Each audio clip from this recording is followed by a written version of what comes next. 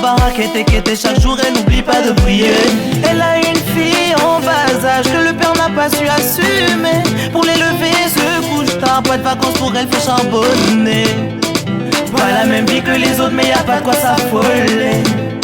Chenille deviendra papy, on finira par s'envoler. Et Dieu n'oublie pas ses enfants et tes sacrifices seront payants. Et tant qu'il y a vie, à espoir, mon ami, sois juste persévérant. Et aujourd'hui madame est directrice, sa fille déléguée de son union.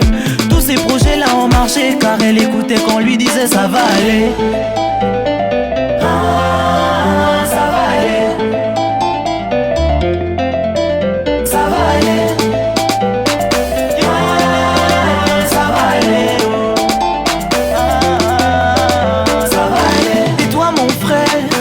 Qui a du mal à payer ton loyer. Ton manque d'argent attire les ennuis et repousse ceux qui viennent te côtoyer. Aujourd'hui t'appelles mon gossoyer. Pas de femme, pas de foyer. Dans l'alcool tu veux te noyer. T'as même pas l'argent pour s'acheter une bière. Le gars vit dans une société où l'argent est finalité. Jalousie, infidélité, sans oublier rivalité. Charlie connaît pas la vie de luxe, il connaît pas la vie de Choco. Sans thune trouver l'amour aujourd'hui c'est plus dur que gagner au loto. Et Dieu n'oublie pas ses enfants et tes sacrifices seront payants. Et tant qu'il y a vie, à espoir, mon ami, sois juste persévérant. Et aujourd'hui monsieur est millionnaire, il a bel et bien gagné au loto. Tous ces projets là ont marché car il écoutait qu'on lui disait ça va aller. Ah, ça va aller.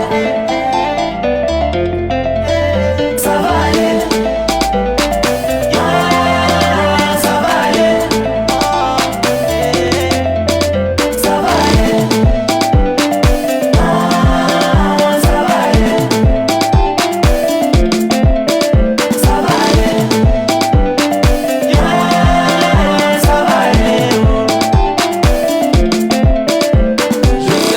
N'endors plus la night, que tu fais tout pour la maille, que tu te fight, oui je sais, que tu n'en es pas ton premier essai. Ça t'a fait charbonner des kilos, comme BGA et le Killa, et tu veux quand même te laisser abattre.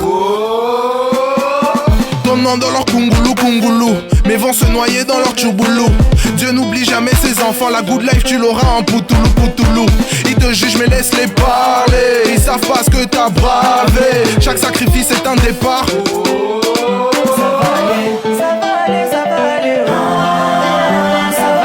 Ne laisse personne te décourager. Ça va aller. Ça va aller. Dieu veille. Ça va aller. Ça va aller. BGA, ça va aller. Ça va aller. Ça va aller. Ça va aller. Ça va aller. Sam Kid. Ça va aller. Ça va aller. Ça va aller. Ça va aller. Mon ami, ça va aller. Libreville, Voilà. Ça va aller. Dakar, Babi, Ça va aller.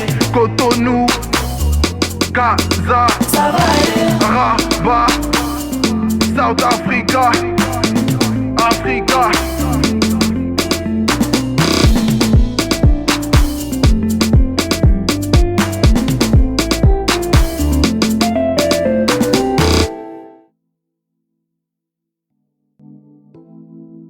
Yeah man, c'est Sokana.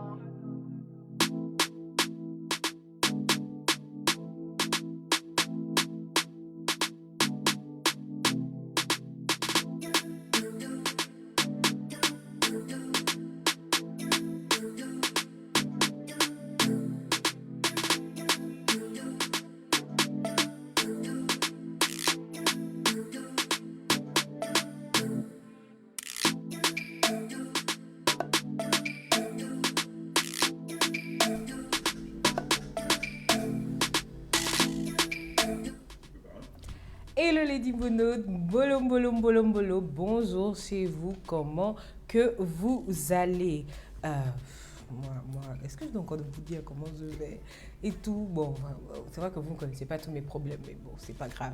Bon, le Lady Mounotte, j'espère que vous allez bien ce matin. J'espère que tout se passe bien de votre côté. Aujourd'hui, nous sommes le mercredi 3 mars. Le mois a très bien commencé. C'est la journée mondiale de la vie sauvage. J'espère que vous allez bien. J'espère vraiment que vous allez bien parce que moi, franchement. Hein. Aujourd'hui, la citation du jour nous vient de Ratio. Hein. C'est une citation que je lui dis tous les jours. Et puis, c'est lui qui m'a rappelé ça ce matin, qu'aucun investissement n'est vain. Donc, si vous avez démarré quelque chose, vous êtes lancé dans quelque chose, ce qui est peut-être souvent un risque, hein. Peut-être. Ouais, peut-être, vous savez, se lancer dans des trucs, c'est souvent risqué. Donc, si vous vous êtes retrouvé dans des moments comme ça, dites-vous qu'aucun investissement n'est vain, que ce soit à l'école ou même dans un business. Si ce n'est pas ce business-là, peut-être ce sera autre chose, mais aucun investissement n'est vain. Parce que Dieu voit comment vous mettez de l'énergie, de l'amour dans tout ce que vous faites. Et donc, moi, je vous encourage à toujours en mettre et bien évidemment, de toujours nous partager aussi cet amour. Bonjour Erika Itawa, bonjour Ulrich Saya, bonjour à tous. J'espère que vous allez bien. Waouh, ce matin, les gens sont chauds. On sent qu'on attend notre invité. Moi, vous avez dit que vous avez remarqué ici au quartier. Vous avez bien remarqué ici au quartier. Quand les invités, là, vous êtes tous là, mais non. Faut arrêter ça. Alors, donc, aujourd'hui, vous le savez, nous sommes mercredi et tous les mercredis, nous recevons un invité. Et vous savez que dans le Dodo Morning, on aime les personnes qui inspirent, on aime les personnes, voilà. Mais bon, avant, j'ai failli encore l'oublier. Sinon, il allait commencer à parler. Vous savez, je ne suis plus seule dans ma vie. Hein, voilà, je ne suis plus seule et tout. Et je suis toujours accompagnée.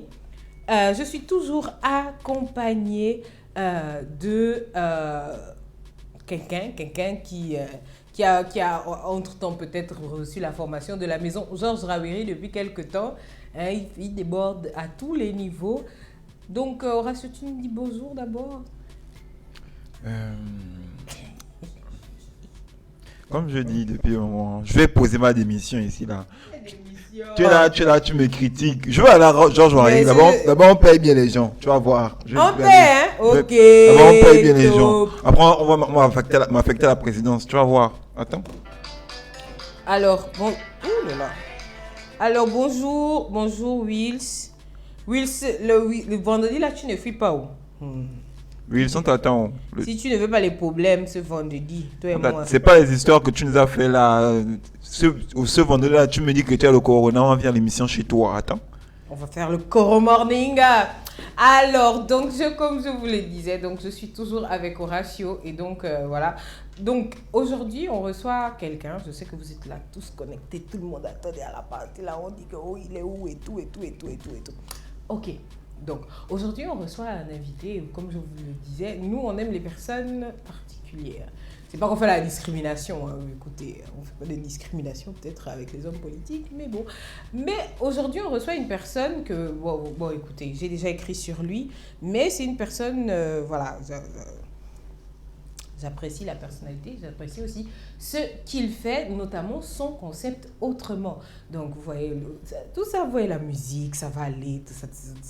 Vous allez un peu comprendre pourquoi tout ça s'enchaîne, mais en tout cas, aujourd'hui, on va recevoir Jérémy Tchoua. Il va venir donner la doc, parce que franchement, moi, je l'ai d'abord connu en tant que vidéaste, je crois que c'est comme ça qu'on dit, dans ses vidéos de mariage. Le gars, ça veut dire que tu gaspilles ton portefeuille pour suivre toute la vidéo. Sa façon de faire les vidéos de mariage est tellement particulière que, en fait, je me suis vite abonnée. Ça veut dire que je me suis abonnée en mode, dès qu'il y a une nouvelle vidéo, il faut que j'aille regarder ce qu'il a produit. Parce qu'il arrivait vraiment à assister de l'émotion du mariage dans ses films. Et je me suis dit, mais le gars là, c'est qui?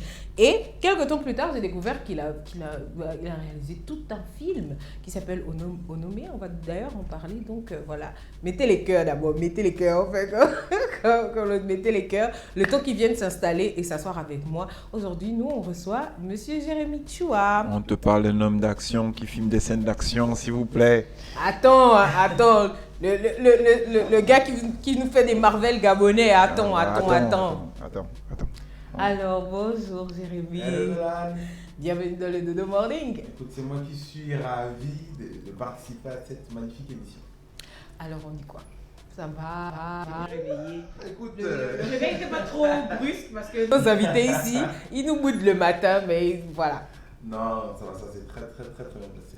Ok, on dit quoi? Ça va? Comment ça va en général? Avant qu'on ne rentre dans les sujets bien cadrés, là, comment ça va en général? Écoute, ça va très bien. J'ai eu une grosse période un peu, je pense, les 6 premiers mois de l'année, en tout cas de septembre jusqu'à février, j'ai eu quand même pas mal de travail, donc j'étais quand même très pris. Donc je suis content de pouvoir maintenant souffler un peu. Voilà, vous avez il a beaucoup de travail, il a beaucoup d'argent. Ouais. Les autres, ils vont dire, je vous ai dit qu'il va nous donner la doc, comme ça nous aussi, on va faire comme lui et tout. Isoko Foé, s'il te plaît, oui, c'est pas Onomo, c'est Onomé. Onomé. Et l'hôtel, il gaspille tout. Oh, vraiment, moi je ne comprends pas. Oh. Bon, oui, ce n'est pas bien aimé, vous savez. Oui, si tu ne fais plus trop, c'est le corona qui t'embrouille la tête. Hein. Alors, donc, Jérémy est gabonais et j'ai appris quelque part que tu es de Lambaréné. Alors, tu as grandi à Lambaréné ou à Libreville? Alors, j'ai grandi à Libreville, parce que mon père est de Lambaréné, mes ancêtres sont tous de Lambaréné. Ok. Mais j'ai quand même grandi à Libreville. Alors, tu as grandi à Libreville. Quand est-ce que tu te dis que, voilà, écoute, moi, ma vie là, moi, je vais réaliser des vidéos, que ce soit... À quel moment? Ça veut dire que... Moi, je veux d'abord que tu nous donnes ton parcours. Est-ce que ton parcours te prédestinait à ça? Qu'est-ce qui s'est passé? Bonjour, Martel Ndom. Bonjour, Florine, tu vois. Ah, les madames des autres sont connectées, hein? Il fallait, si tu n'es pas connecté, je vais l'attraper à la maison. Alors, donc... Pour présenter la première photo, il revient loin. Ah non. Donc du coup, ouais, non, moi je veux savoir, donc comment ça se passe, comment ça démarre, est-ce que tu as eu un profil qui t'amenait directement dans la réalisation vidéo ou bien genre Jérémy, tu vois, c'est genre un gars qui voulait être banquier et puis il s'est dit bon là les gars, non, moi je suis plus leader et tout. Alors la vérité c'est que voilà, moi j'ai quand même fait un cursus scientifique, donc j'ai eu un bac, j'étais très bon en maths et en sciences physiques. Et donc naturellement au niveau de la première, le bac m'a quand même orienté vers plutôt classe préparatoire, médecine, école d'ingénieur. Et il faut dire quand même qu'à l'âge de 13 ans, j'ai fait un premier petit montage. C'était un petit film où j'ai... Tu l'as encore? Ouais, je l'ai encore. Je crois qu'il est même sur Facebook dans mes premières vidéos. Ah, on va aller check ça. On va le check ça. Tout ça, et en fait, c'était l'histoire de moi petit, donc j'étais un petit boa. Et puis je me suis entraîné et je suis devenu très bon. Un petit boa, ça veut dire quoi? Ça veut dire quoi? C'est un petit boa. Ça veut dire, genre par exemple au foot, tu n'étais pas bon. Tout ce que les autres garçons faisaient, genre tu n'étais pas bon. Et donc j'étais rejeté des autres et tout ça. Et puis je me suis entraîné et je suis devenu très bon. Alors donc justement, tu t'es entraîné. Donc tu as fait un premier montage à 13 ans. Mais à 13 ans, est-ce que c'était genre, bon, je vais faire un montage et puis ça passe? Ou bien après, quand tu as fait le montage là, tu t'es dit... est-ce que tu l'as montré par exemple, je sais pas, à tes parents? En fait, oui, j'ai montré à mes parents, à mes proches. Je me rappelle qu'il y a beaucoup de gens, même des amis de mes parents, qui ont dit mais c'est pas possible qu'il est capable de faire ça à 13 ans et tout. Mais bon, sans plus quoi, même pour moi dans ma tête, je me disais j'aimerais bien travailler dans le domaine là. Mais, voilà, mes parents m'ont quand même dit non, c'est bien, mais garde ça comme un hobby quoi. Et donc, je n'envisageais Il n'envisage pas de le faire en tant que métier, même si quand je leur en ai parlé, à mes parents ils m'ont dit non, garde ça à côté. Alors, donc du coup, donc tu n'étais pas si beau que ça en fait, genre tu faisais pas ce que tout le monde fait. Oui, c'est ça. Non, mais en tout cas, d'après ce qu'on m'a dit, il y avait quand même un petit quelque chose quoi, mais je pense que vu que c'était un milieu, bon c'est un domaine très peu connu ici, je pense que personne n'imaginait qu'il puisse faire ça de manière professionnelle. Voilà, donc du coup, moi ma question, la question que je me pose, donc du coup, tu fais ça, mais est-ce que tu étais genre le genre de gars timide? Parce que quand tu dis que tu étais toujours dans ton coin, tu étais genre le gars qui est dans son coin, et puis que les autres tirent quand même que viens, on va jouer, et puis tu étais comment plus jeune? Alors, Non, je pense pas que j'étais timide, je pense que j'étais surtout turbulent.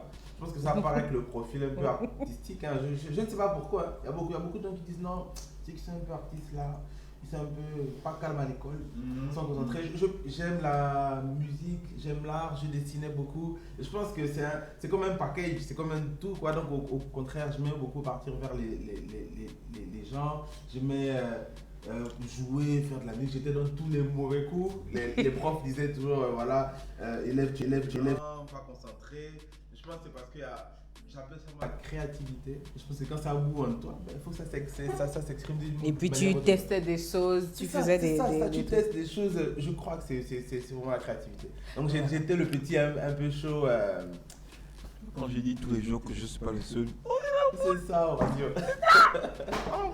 Bon, en tout cas, donc vous voyez, donc tu étais turbulent, mais tu as quand même. Est-ce que ça a eu un impact sur ton cursus scolaire? Bon, je pense que le plus gros impact que ça a eu, c'est que j'ai redoublé ma 5e. Sinon, ça va. Non, sinon après avoir redoublé, je pense que j'ai quand même été sérieux. J'ai quand même été sérieux là, après de la 4e jusqu'au reste, Je pense que c'est la position du micro. On n'entend pas trop Jérémy. Ah ouais? Je pense que c'est le micro qui est. C'est pas le volume du micro? Non, le micro, je pense que c'est le micro qui est trop bas. Ok. Tu veux que. Tu essaies de le relever, mettre un peu plus haut. Ouais, derrière la tête. Tout le monde me regarde maintenant comme ça, je me Alright. Est-ce qu'on entend? 1, 2. Oui, normalement, là, on t'entend. Vas-y. 1, 2, 3. Essayez d'augmenter aussi le volume chez vous, hein, parce que des fois, on a déjà eu des coups où on nous demande d'augmenter le volume. En temps, et c'est vrai, essayez de... Ouais, mais apparemment, Eric aussi dit qu'on n'entendait pas bien. Mais moi, je m'entends bien dans le casque. Non, Je vous ai déjà dit que ça les compétences pour la maison Georges Valérie, donc...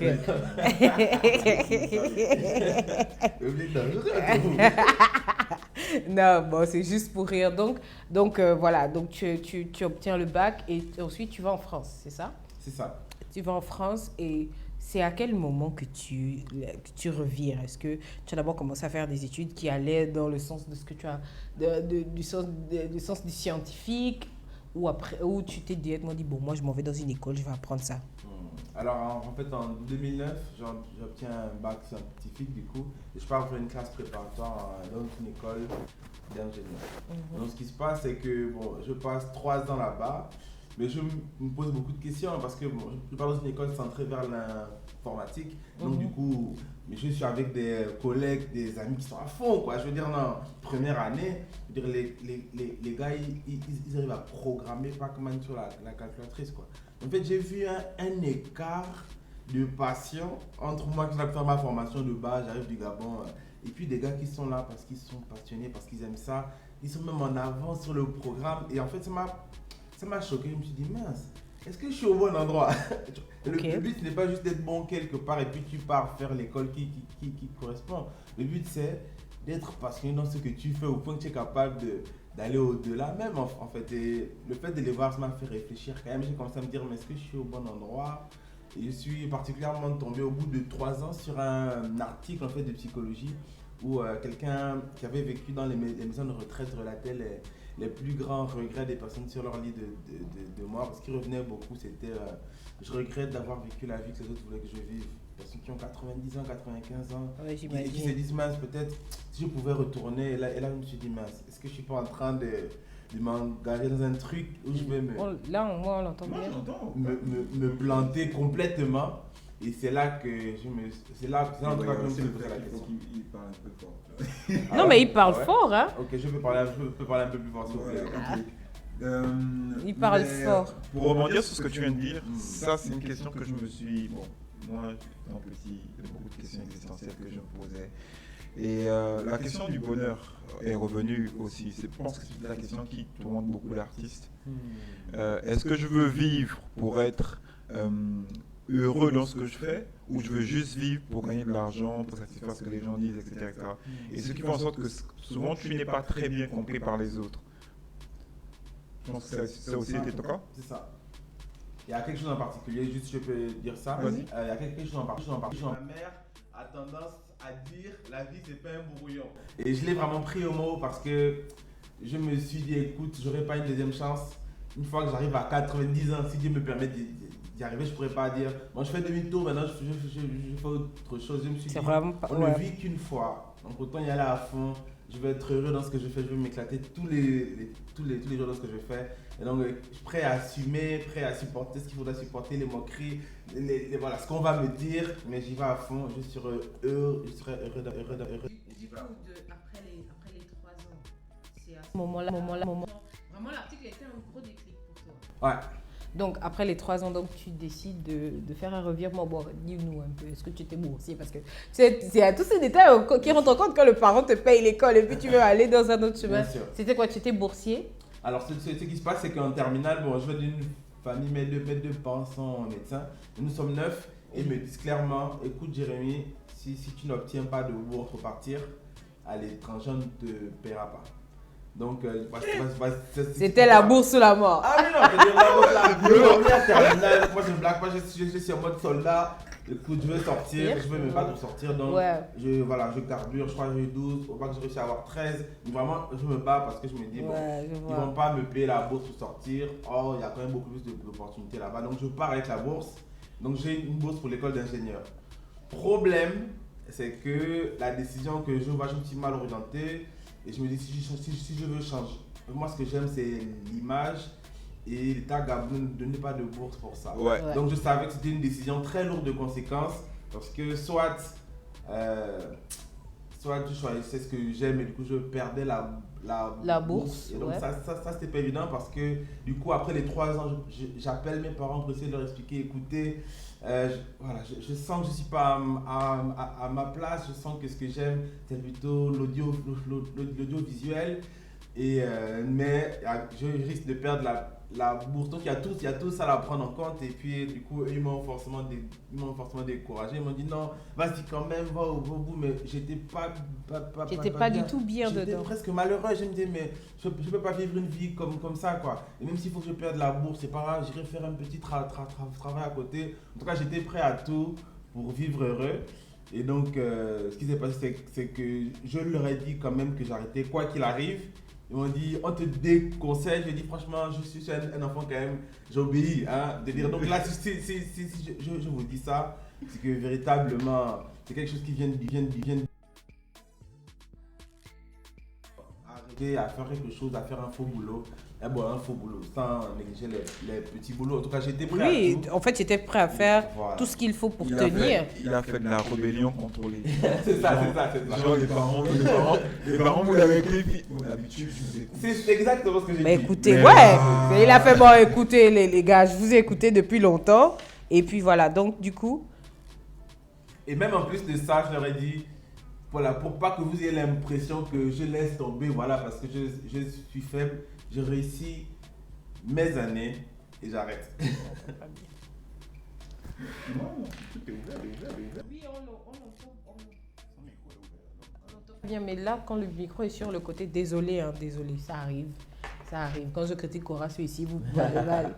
Mais non, je crois que c'est mieux de le mettre ici parce qu'on t'entend carrément plus, on t'entend avec des échos.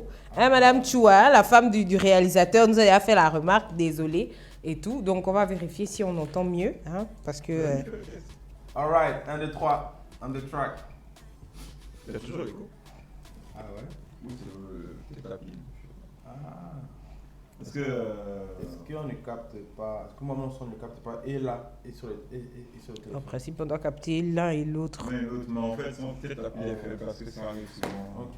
Donc on va changer la pile, mais en attendant, rapproche ton micro. Le temps qu'on change la pile, juste la pile, il va échanger les piles et tout. Donc c'est des problèmes techniques qui arrivent souvent. Hein, désolé, peut-être que c'est à cause de ça que personne ne pose de questions depuis. Donc Jérémy nous disait, parce que ceux qui n'ont pas bien, je sais que vous écoutiez quand même. Donc Jérémy a décidé de lâcher après 3 ans le bail. Waouh! Ah, tu as entendu 3 ans moi, par contre, c'est depuis. Ça veut dire, quand j'ai dit je veux devenir journaliste, mon père a froissé le visage. Quand j'ai encore dit que je voulais aller au Burkina Faso, il a froissé le visage. Tu sens le gars, le monsieur qui te comprend pas, qu'est-ce qui se passe? Mais il se dit, il va pas bouder. Peut-être que ce que tu veux faire va avoir un gros impact. Donc, Mais vraiment, moi, tu veux devenir journaliste, machin. Mais depuis plus jeune, je savais déjà qu'au Gabon, c'était pas un truc qui payait. Et moi, ce que j'aime beaucoup, c'est que tu décides d'être heureux. C'est vraiment une décision d'être heureux parce que c'est pas juste je veux faire ce que je veux, mais tu décides d'être heureux, donc de t'épanouir dans ce que tu fais. Alors, Jérémy, donc finalement, ça commence en quelle année? C'est en quelle année que tu arrêtes tout et puis tu dis, bon, voilà, je fais. Est-ce que tu es parti dans une école? Parce que c'est aussi important. Genre, est-ce que donc, quand tu te sentais pas épanoui, est-ce que en temps, tu avais déjà acheté peut-être une petite caméra quelque part pour commencer à faire des photos à tes amis pendant tout le temps de ta classe, des 3 ans là?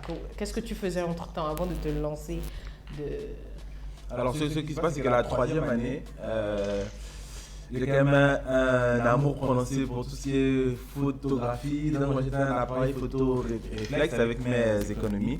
Et donc, je démarre comme ça, je fais quelques photos, ça me plaît. En même temps, je me pose des questions. Je suis vraiment au bon endroit. Et je pense que du coup, après les 3 années, ce que j'ai fait, c'est que j'ai essayé de dire à mes parents que j'arrêtais, que je voulais me lancer dans l'image.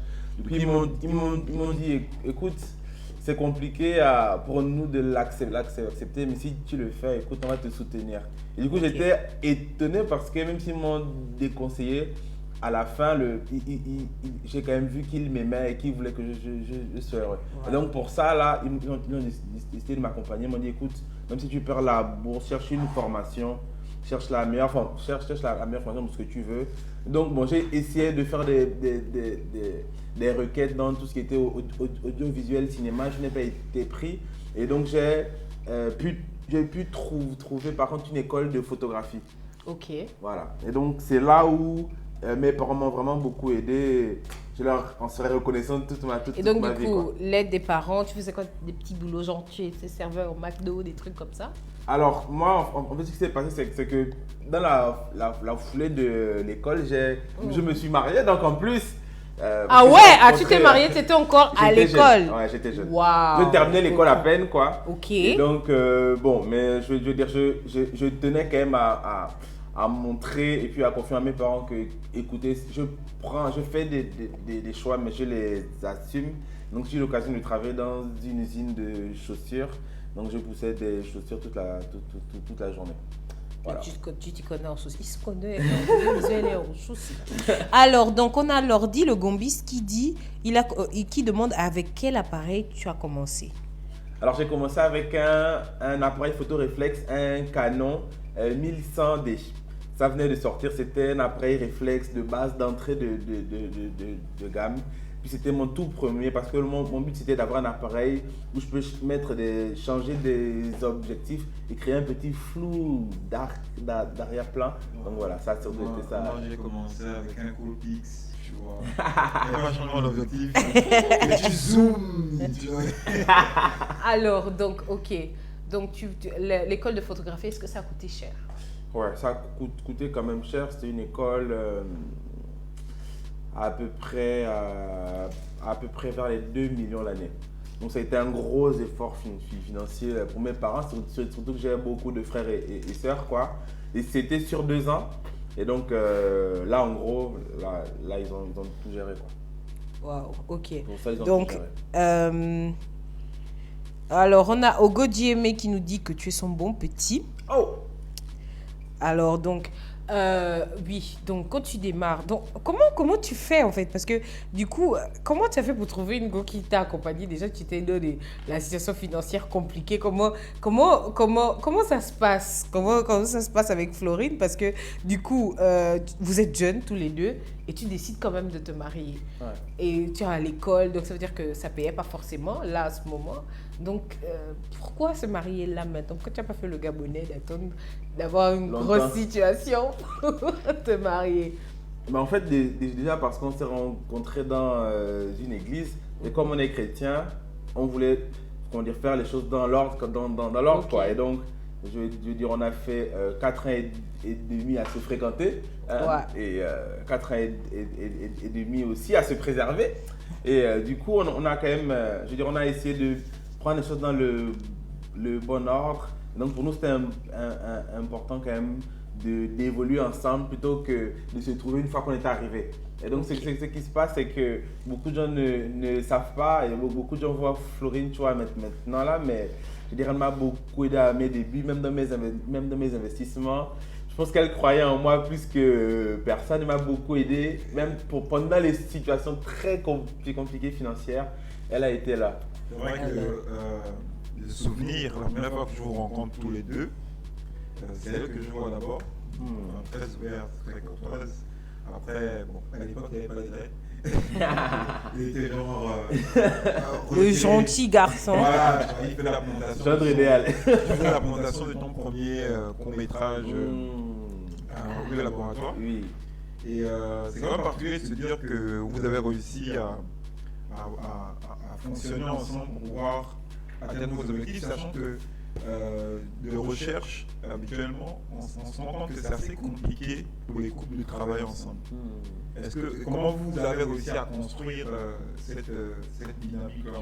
En fait, on ne va pas en parler maintenant, désolé. Il faut d'abord qu'on parle des activités parce que justement, je voulais qu'on fasse un focus sur leur relation parce qu'on sait qu'ils travaillent ensemble. Mais on va d'abord parler de Jérémy, tu vois, qui après, donc tu rentres au Gabon en quelle année? Alors, je rentre au Gabon. D'abord, avant de dire quand tu rentres, pourquoi tu rentres? Parce que des fois, tu étais quand même en France. Oui. On connaît beaucoup de Gabonais en France. Bien écoute, sûr. On reste chez le, voilà, on reste à l'étranger, on nous paye en euros et puis voilà. Donc, pourquoi et quand est-ce que tu rentres au Gabon? Alors, je rentre au Gabon en 2016. Donc, parce que avec ma femme, on reçoit, je pense, le même fardeau dans notre cœur de venir et d'apporter notre touche. Je pense qu'on n'a pas vu notre situation soit bien ou l'avantage d'être à l'étranger. Et je pense que moi j'ai toujours au fond de mon cœur un fond de me dire que je ne peux pas rester loin à critiquer. Je veux que les choses changent, je veux que les choses soient comme si, les choses sont comme si, ça me fatigue. Et en fait, je me suis dit, il faut que je sois là, sur place. Et je pense que l'impact que je peux avoir, je peux apporter quelque chose si je suis là, au cœur de mon pays. Et ça tombe bien parce que Florine avait le même fardeau là, qu'on voulait apporter quelque chose ici. Et donc, c'est pour ça qu'on décide de tout plaquer là-bas et de venir s'installer ici. Parce qu'on ne veut pas critiquer de loin. De loin, il veut être à l'intérieur. Voilà, on veut être à l'intérieur et apporter. Voilà. Donc, bonjour Éloquent. Rick Hightower dit, vous voyez 4 ans et demi, les jeunes prenaient de la graine. Ok. Non, si c'est ça là, Jérémy va nous complexer. C'est seulement ça. Donc, du coup, Jérémy, tu rentres en 2016. 2016, c'est quand même une année assez compliquée. Oui. Elle est tendue. Comment est-ce que tu commences avec les mariages? Parce que moi, je t'ai découvert avec les mariages. Oui. Donc, comment est-ce que tu commences avec les mariages? Est-ce que les mariages cadraient avec ce que tu voulais réaliser ou bien tu t'es dit, bon, je vais d'abord me faire de l'argent? Alors, mais en fait, ça n'a même pas été fait exprès. Déjà, on rentre en 2016, tout le monde nous dit, non, ne rentrez pas, le pays est compliqué. Après, j'ai fait autrement parce que tout le monde dit sur mes trucs que non, ici, c'est impossible de faire quelque chose. Et en fait, on rentre à cette période parce qu'on sait qu'on doit rentrer à ce moment-là.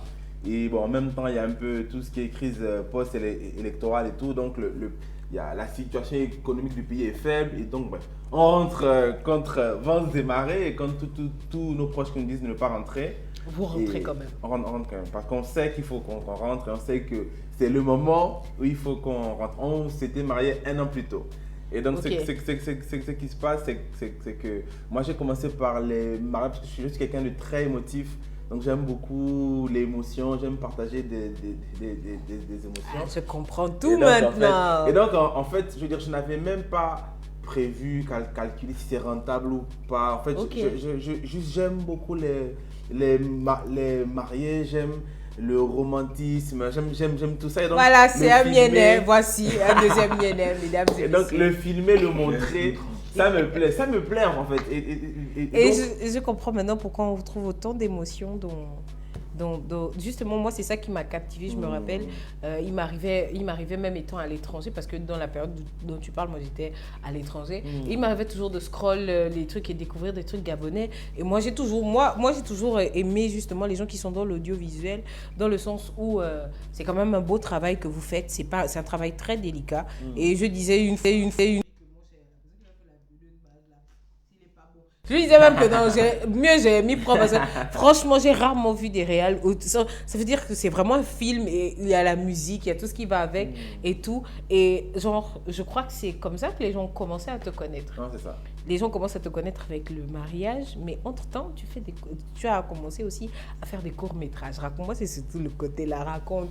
Comment tu fais? Parce que ça, il y a même une question de Ogo Djemé qui demande que, alors, comment est-ce que tu gères ou que tu as géré les réalités du pays face à ton choix de vie? Ça veut dire que tu rentres, tu es marié, donc tu as la responsabilité d'une autre personne à part toi. Oui. Comment est-ce que quand tu arrives en 2016, comment vous avez géré? Alors on arrive en 2016, donc ma femme était enceinte de 3 mois. Non, toi, en fait, j'ai l'impression que tu enchaînes les problèmes. Quand ça veut dire que ta vie était simple et puis dès que tu as décidé de changer de vie et puis c'est fini. Hein? Au ratio. Donc, ça veut dire que lui, il a décidé de changer de vie.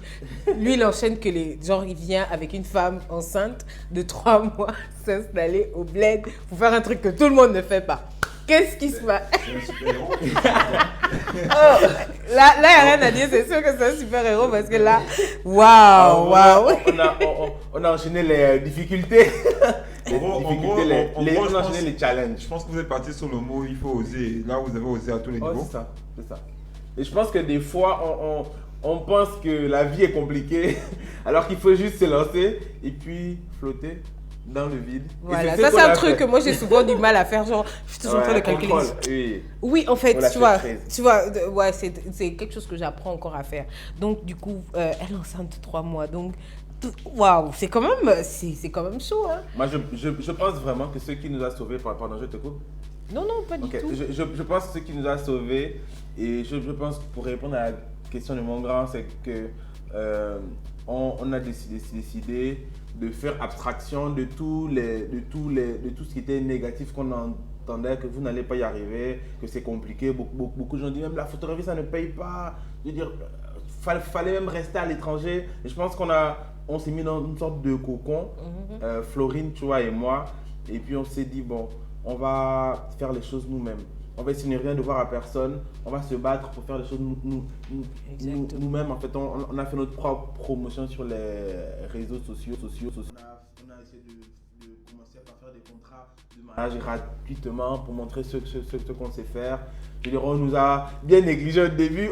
Quittez là, bref. Mais je veux dire, on ne s'est pas découragé. On a fait progressivement. On a eu quelques petits contrats. Progressivement, on a montré ce qu'on savait faire. Les gens commençaient à nous appeler. Voilà, tel mariage. Et ça a commencé à faire comme ça. Elle a fait du coup 2 ans sans travailler. Donc, elle n'a pas de travail. Donc, je veux dire, il fallait quand même avoir, nourrir une famille. Voilà, exactement. Et je veux dire, voilà, on a eu des mariages. Et progressivement, je veux dire, moi j'ai réalisé que mince, le truc que j'aime, les mariages, c'est quelque chose qui paye, quoi. Et donc honnêtement, je me suis éclaté, régalé. Donc ça veut dire que dans toute ton évolution, tu apprécies ce que tu fais. Oui, je me régale. Ça veut dire que tu te régales donc de l'émotion des mariages et tout. Et il y a un super rendu, cool. Les gens écrivent sur la page, les gens disent waouh, les mariages sont trop beaux, on ressent l'émotion. Et donc, je vis quelque chose d'immense parce que je m'éclate dans ce que je fais. Et je fais plaisir à beaucoup de personnes. Et en plus de faire plaisir à beaucoup de personnes et de m'éclater dans ce que je fais, les gens sont prêts à payer pour ça. Donc vraiment, je vis une éclate pas possible. Et donc, je suis indépendant parce que je n'ai pas besoin des uns et des autres. J'ai investi dans mon propre matériel. Et donc, ce qui fait que je vis les réalités du pays presque comme quelque chose de très, très, très loin de moi parce que je suis dans mon cocon. Et de mon point de vue, ça fonctionne très, très bien. Et donc, la pression du pays ne vient pas souvent fragiliser la bulle. Ça veut dire le système, comment les gens se comportent. Est-ce qu'il n'y a pas des moments où ça a quand même un peu fait trembler la bulle? Ce qui se passe, c'est que j'ai surtout subi le fait que les personnes... Ce qui est surtout subi, c'est le fait que les personnes, quand ils voient mon travail, s'attendent à quelqu'un de plus âgé. Et donc, en fait, j'arrive souvent, les gens m'apprécient pour mon travail, mais quand ils me voient sur place tout de suite, ils me négligent. Donc, c'est un petit comme ça. Donc, ce n'est que le petit là. Donc, c'est un enfant. Et en fait, c'est surtout là que j'ai vécu. Mais comme j'ai souvent montré plus mon travail que moi sur la page du choix production, en fait, comment dire, j'ai presque évité le fait que les gens voient qui je suis en fait. Ils disent non, vraiment, tu vois, production, c'est du bon travail. Et donc, on était autonome et indépendant. Et donc, j'ai vu qu'on pouvait faire autrement. Et c'est pour ça que je me dis, mais tout le monde dit que ce n'est pas possible. Tout le monde dit, mais il ne faut pas revenir au Gabon. Le Gabon ne va jamais changer. Mais je me dis, mais si nous-mêmes, les enfants du pays, on pense comme ça, il ne sortira jamais. Et donc, c'est là que je me dis, ça m'encourage encore plus. Je me dis, écoute, Jérémy, il faut que tu ailles dans ce que tu aimes, bats-toi à fond. Les gens disent ça, mais on va leur démontrer par notre travail ce qu'on sait faire. Le contraire. Alors, donc, tu as dit quelque chose qui m'a interpellée. Tu es venu avec le matériel. Est-ce que bon, c'est juste une question comme ça. Est-ce que tu ne penses pas que tu as quand même été un favori? Genre, quand tu t'es dit que tu rentres, est-ce que tu as fait genre, tu t'es dit, bon, je vais faire des courses d'un bon matériel qui peut tenir avec moi longtemps et tout. Et est-ce que le matériel aussi ne représente pas un frein? Parce que moi, je connais d'autres photographes, Horacio est photographe, je connais plein d'autres qui peut-être ne shine pas autant que toi, mais est-ce que tu ne penses pas que, par exemple, le coût du matériel, peut-être en local, fait peut-être en sorte que certaines personnes, justement, te disent, pour avoir un appareil, il faut dépenser 1 million. Est-ce que ce n'est pas peut-être ça aussi, des fois, qui décourage? Alors, le matériel coûte cher, mais moi, c'est vrai que j'ai eu la chance de pouvoir acheter du matériel à l'étranger. Et donc ça, je pense que c'est un gros avantage que j'ai aussi d'avoir été en France. Mais le matériel que j'ai acheté, je l'ai acheté uniquement grâce à mes économies. Et donc, en fait, ce qui se passe, c'est que je viens au Gabon, pareil, avec un appareil photo pareil, réflexe. Et donc, en fait, ce que j'ai fait, par exemple, ce que beaucoup de gens ne savent pas aussi, c'est que à peu près de 60% de ce qu'on a gagné pendant toutes ces années a été réinvesti dans du meilleur matériel. Oui, voilà, c'est-à-dire, honnêtement, on n'a pas chillé, quoi. C'est-à-dire, on n'a pas dit qu'on gagne boum, on claque direct. Non, vous avez d'abord il y a une grosse part de sacrifice qui fait que même en étant ici, je sais que le matériel ici coûte très très cher. Donc, j'ai essayé de m'arranger pour acheter à l'étranger. Et puis, si j'ai quelqu'un qui part, qui vient et tout ça là, c'est comme ça que j'ai fonctionné en tout cas. Ok, d'accord. Donc, c'est quand même important le matériel dans ce que tu fais. C'est très important. Oui. C'est très, très, très important. Ok. Mais est-ce qu'il t'arrivait d'acheter peut-être un matériel, genre sur place? Bon, tu as besoin d'un truc vite fait. Est-ce que tu achètes? Oui, ça arrivait, mais quand même très rare. Parce que les écarts de coûts sont très, très grands. Des fois, on peut avoir des écarts de près de 50%. Donc, je vois que ce n'est pas... Voilà, surtout qu'il y a une famille à nourrir. Donc, moi, en tout cas, je vois toujours quel va être le moyen le plus économique. Et donc, soit j'attends d'avoir les moyens, soit, voilà, ça arrivait que je fais faire genre plusieurs mariages pour acheter un gros matériel. Donc, c'est ceux qui arrivaient même avant qu'on ne passe dans tout ce qui était film et cours. C'est quand même, on fait un travail, avoir des sous pour investir, pour pouvoir.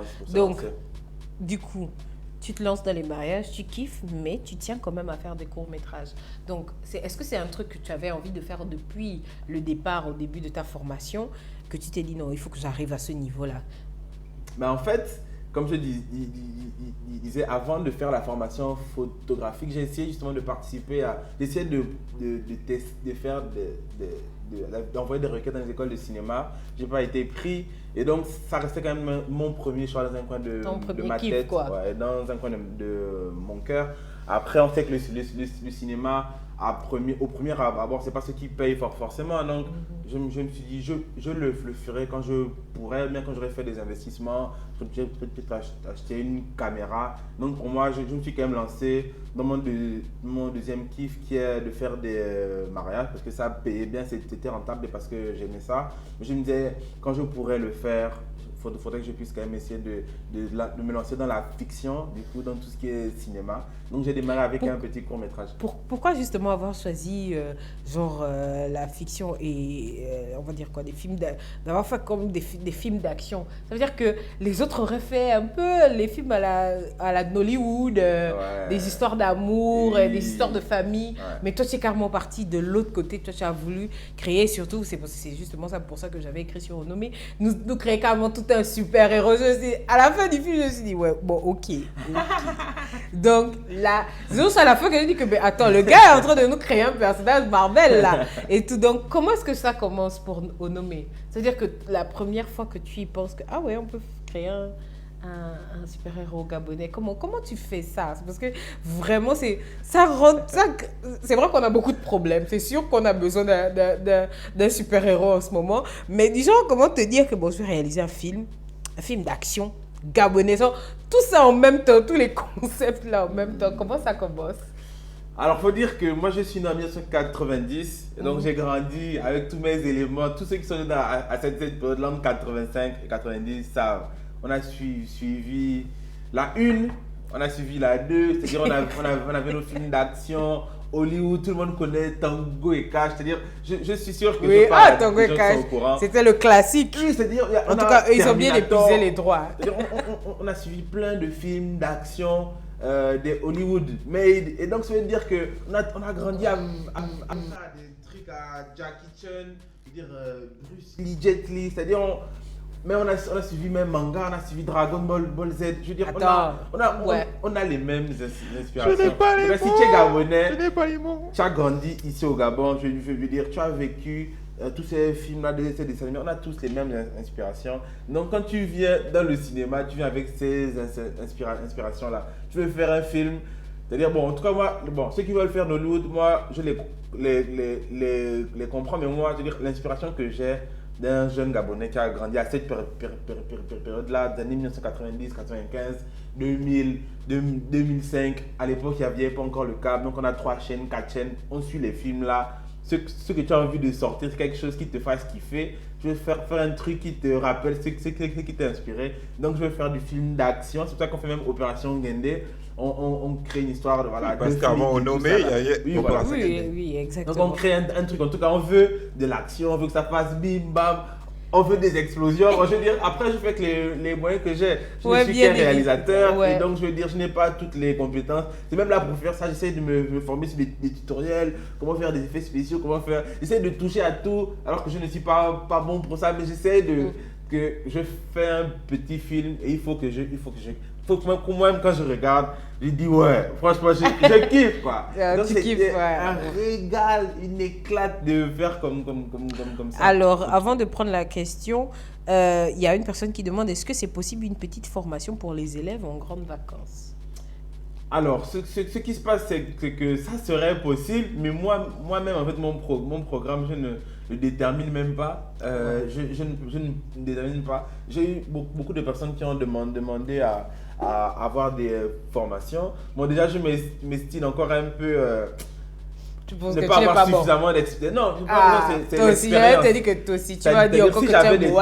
Non, si j'avais par exemple des tournages réguliers, des trucs comme ça, je dis ok les gars, je vous prends.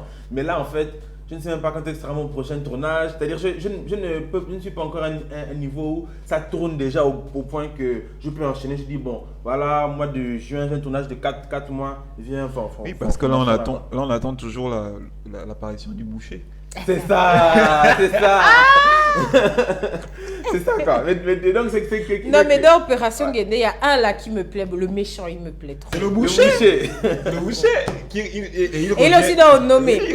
Non lui franchement ça c'est ma star. Ça veut dire que quand j'ai fini de suivre Onomé, j'ai directement basculé. Et d'ailleurs en parlant de ça, Onomé est disponible sur la chaîne YouTube de Jérémy de Tu vois Production. Oui, donc je vous recommande, franchement je vous recommande le film. Alors donc Jérémy, parlons de Onomé. Onomé, vous avez fait une sortie à l'Institut français, voilà. Tu nous as mis en mode Hollywood, là, tu nous as imposé. Je pense que c'est très bien. Moi, ce que j'ai apprécié, c'est vraiment comment ça a été organisé. Tu as fait de manière professionnelle, peut-être d'un petit film, mais quand même, tu as tout fait professionnellement. Et justement, on parle de faire justement, si on va du côté autrement, tu as créé ton film d'action. Vous avez sorti le film. Est-ce que ça a payé? Est-ce que les retours financiers étaient quand même intéressants? Même si on ne devrait pas se figer dessus. Mais est-ce que pour toi, Jean, pour tout l'effort que tu as fourni, est-ce que avec les entrées que ça fait, tu te dis, ah ouais, il y a du potentiel? Alors, beaucoup de gens disent que le cinéma ne paye pas au Gabon. Et en vrai, ils n'ont pas tort. Mais c'est parce que... contrairement à avant, on a beaucoup moins de salles. Et je ne te cache pas que, je veux dire, à la suite du court-métrage, l'histoire, hein, je te raconte l'histoire quand même pour que tu saches. À la suite du court-métrage Opération Gende, je suis un photographe qui fait un petit film. C'est ça, c'est vraiment ça l'histoire. Donc je ne connais personne pardon, dans le milieu du cinéma. Du coup, j'essaie de me rapprocher du milieu du cinéma un peu pour savoir comment ça se passe. Est-ce qu'il y a des accompagnements? Est-ce qu'il y a des équipes? Comment ça marche? Est-ce qu'il y a des financements pour des gens qui veulent faire des choses? Et je me rapproche de l'Institut du cinéma au Gabon. Et du coup, j'essaie de présenter mon film, quoi. Peut-être que je suis juste tombé sur les mauvaises personnes. Mais on m'a clairement expliqué, écoute, mon petit, comme d'hab, hein, mon petit, si tu ne connais pas quelqu'un au cabinet du ministre de la Culture, ça ne sert à rien. Du coup, je dis, mais j'aimerais quand même vous montrer ce que j'ai fait. On m'a dit, non, tu n'as pas compris. Et donc, on m'a dit clairement, mon petit, si tu ne connais personne, laisse tomber. Pas. Et donc, moi, personnellement, ça m'a frustré. Je me suis dit, je suis un photographe qui me rapproche du cinéma, j'aime ça et je vais me lancer. Il faut encore, là, à ce niveau, les copinages. Et donc, on paie des réalités du pays. Du coup, je fais face à ça. Et je me dis, écoute, j'ai lancé 3 productions seules. C'est pas grave, je vais faire mon film seul. Et comme par hasard, quelque chose que je déplore beaucoup, l'Institut français me contacte et demande un rendez-vous. À l'époque, c'était Charles Le Gargasson. Et c'est ça que je me bats pour que ça change dans mon pays. C'est que je trouve dommage que ce soit les étrangers qui nous valorisent. Qui veulent toujours que la culture soit... Voilà. Et c'est l'Institut français qui me contacte et qui me dit, franchement, vous avez fait ça avec combien d'argent? J'ai dit, non, voilà, on a fait un court-métrage. Je crois que ça nous a coûté peut-être 200 000 au total pour avoir acheté les petits trucs, être allé au marché, acheter les choses, bref. J'ai fait peut-être 200 000. Et puis, il dit, vous avez fait ça avec 200 000? Ils nous disent, Charles Le Gargasson, l'attaché culturel, qui dit, si vous faites un long métrage, on le sort chez nous. Et c'est à partir de là que je me dis, waouh! Donc, on aurait une salle pour sortir un film. Et là encore, ça me fait de la peine parce que nos salles du Gabon sont presque toutes mortes. Et là, je me dis, il faut qu'on se batte pour que la culture du Gabon revive, quoi. Et donc, donc je me dis, écoute, je vais faire un long métrage parce que j'ai un appui des gens qui disent, si vous faites le film, il ne sera pas juste comme ça, là. On va le sortir en salle.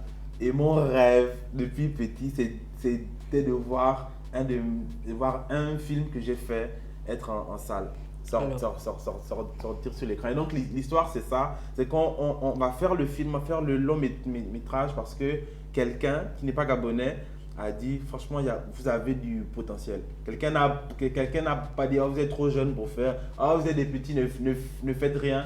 Et ça, je me suis senti beaucoup encouragé de savoir que quelqu'un a dit, il y a quand même du potentiel. Donc, je pousse parce que quelqu'un a vu qu'il y avait quelque chose à faire, quoi. Sinon, peut-être je me serais découragé, j'ai dit, ah bon, je me bats, cadeau, bon, j'ai essayé de faire. Mais c'est parce que je me suis senti valorisé dans quelque chose que j'aime faire. J'ai dit, bon, je vais faire plus et je lance le long métrage. Alors, Jérémy, donc justement, tu lances le long métrage, c'est comme je disais, genre en termes de chiffres, est-ce que c'était quand même bien? Ça veut dire pour le début quand même, genre tu te dis, on t'a donné une opportunité, tu l'as saisie et comment ça s'est passé? Vous avez fait la première diffusion de Onomé, est-ce que c'était ça? Alors, ce qui se passe, c'est que je dis juste en termes de chiffres, le film dessus, avec ma femme, on a mis toutes nos économies. Je crois que moi, cette année, j'ai fait 17 mariages. C'est-à-dire, je fais les mariages dans ma tête. Je suis en mode soldat, je pense au film. Je dois réussir à mettre de côté pour faire des films. On doit acheter une caméra qui tourne en 4K. On doit te dire, vraiment, je me bats vraiment. Donc, ceux qui rentrent, on pense à l'investissement, on pense à ce qu'on va faire, quoi. On doit acheter des éclairages, qu'on soit capable de payer les déplacements des comédiens. Bref, en tout cas, on pense au film, quoi. Et on réussit avec 17 mariages et les économies de ma femme. Bref, c'était chaud. On réussit à mettre 5 millions de côté. Ouais. 5 millions. Ouais. 5 millions, on se dit, c'est tout ce qu'on a pu. 5 millions, je veux dire, pour un film, c'est rien du tout. C'est rien du tout. Je veux dire, le budget, par exemple, parce qu'il y a beaucoup de gens qui comparent le film à Black Panther. Ils disent ouais, tout c'est pas mal, et tout ça là, mais il faut que ce soit comme Black Panther. Et puis explique que. Ok, Joe, en fait, Black Panther. C'est à peu près. Black Panther, c'est à peu près. Je veux dire, c'est à peu près, on va dire, 1000 fois ce budget. Ouais.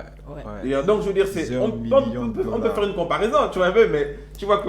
Ce ne sera pas très objectif. Oui, tu vois un peu. C'est-à-dire, c'est très compliqué, ça demande beaucoup de moyens de faire un film. Donc, 5 millions. Et quand j'ai même présenté à un monsieur qui s'y connaît, qui m'a dit en fait 5 millions, c'est le budget d'une pub que nous on fait qui va durer 2 minutes. Quoi. Tu vois un peu. Donc, faire un film avec ça, on peut voir que ouais, 5 millions à notre échelle, c'est vrai que c'est quand même beaucoup. À notre avis, Mais en termes de production, 5 millions. C'est rien. Donc, 5 millions qu'on sort de notre poche, aucune aide. Waouh, bravo, parce que franchement, ça veut, mais du coup, quand les retours à l'Institut, est-ce que ça a au moins comblé ça ou bien vous étiez en mode, bon, on a perdu. Alors, carte sur table, 5 millions de sorties. Première séance à l'Institut français, la salle est quasiment pleine, quoi. On fait 3 séances.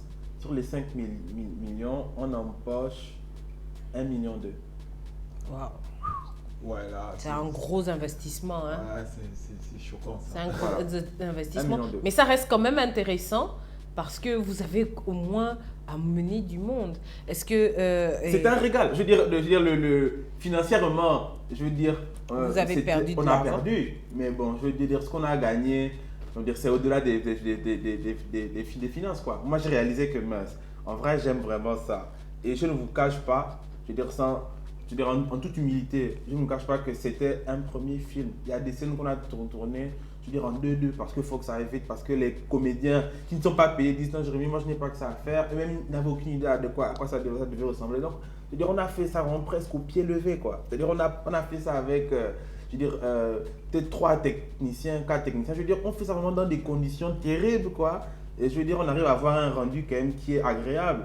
Je veux dire, avec un budget minimum. C'est-à-dire, je vois tout le potentiel de ce qu'on peut faire avec des moyens, avec une vraie équipe, avec des gens qui sont payés pour ça. Parce que là vraiment, voilà, comme je vous dis, là, les gens disent « Ah, moi j'ai ma réunion de mariage, il faut que je parte, donc fais vite tes Et choses. donc, du coup, justement, là, maintenant, on peut rentrer dans les questions d'Horatio par rapport à Florine. Ça veut dire que Florine et toi, vous travaillez ensemble parce qu'elle est même actrice. Quand je l'ai vue actrice, non, parce que déjà dit que oui, là, il a réussi à transformer sa femme en actrice aussi. Tu sens, et elle est vraiment à fond. Par exemple, moi, je vais parler un peu de votre couple. Est-ce que vous avez eu le problème de Jérémy? Tu es parti nous prendre la blanche? Pourquoi? Parce que tu sais que nous, on est toujours comme ça. Bien sûr. Quand Jérémy, donc tu as laissé toutes tes soeurs gabonaise là pour aller prendre la blanche. Est-ce que ça a été un obstacle dans votre couple des fois? Surtout quand vous êtes rentrés, parce que vivre en France, ça va, ça passe. Mais quand vous venez au bled comme ça, comment ça s'est passé? Alors, c'était à plusieurs niveaux. C'est bizarre, il y avait un partage de sentiments. Les garçons étaient plus, ouais, mon gars, il assure. Et les filles étaient plus, franchement, et tout, tu es nul, quoi. Je veux dire, il n'y avait pas assez de filles pour... Tu déconnes. Et donc, c'était un peu un sentiment partagé. Alors que moi, je ne vous cache pas que je ne m'étais jamais dit dans ma tête, voilà, je vais épouser une blanche, je vais épouser une noire. En vrai, moi, je m'en foutais complètement. Je me dis, je vais épouser quelqu'un que j'aime, avec qui je m'entends. Et je veux dire... c'est peut-être dur à dire, mais je veux dire, peut-être pour les gens qui nous voient à l'extérieur, ils nous voient comme un noir et une blanche. En fait, nous, on se retrouve tellement qu'on se voit juste comme deux personnes. J'oublie même qu'elle est blanche. J'oublie sa culture tellement, en fait. Ouais, pour nous, le but, c'était d'être sur la même longueur d'onde et on se retrouvait tellement sur la même longueur d'onde. On avait les mêmes envies, on aimait les mêmes choses. Quand on se projetait dans l'avion, on voulait faire les mêmes choses. On se retrouvait tellement qu'en fait, on a même oublié la couleur de peau, qu'elle était blanche. Souvent, quand tu les croises, on dirait genre, mon frère et petite sœur. Elle vient te dire bonjour, Horatio, tu regardes genre, bonjour. C'est là, et quand il te pose, genre, ok. Oui, et donc, pour nous, en fait, c'est le travail, justement. Est-ce que ça n'a pas été souvent un obstacle? Parce que, genre, voilà, imagine une embrouille de la maison et puis on doit travailler sur le plateau. Comment vous gérez ça? Non, on s'est beaucoup pris la tête, je veux dire, mais bon, des prises de bec de couple, là, tout le monde connaît ça. Mais c'est quand même une phrase qu'on aime dire, bon, ça c'est grosse exclusivité, Florine ne m'en veut pas.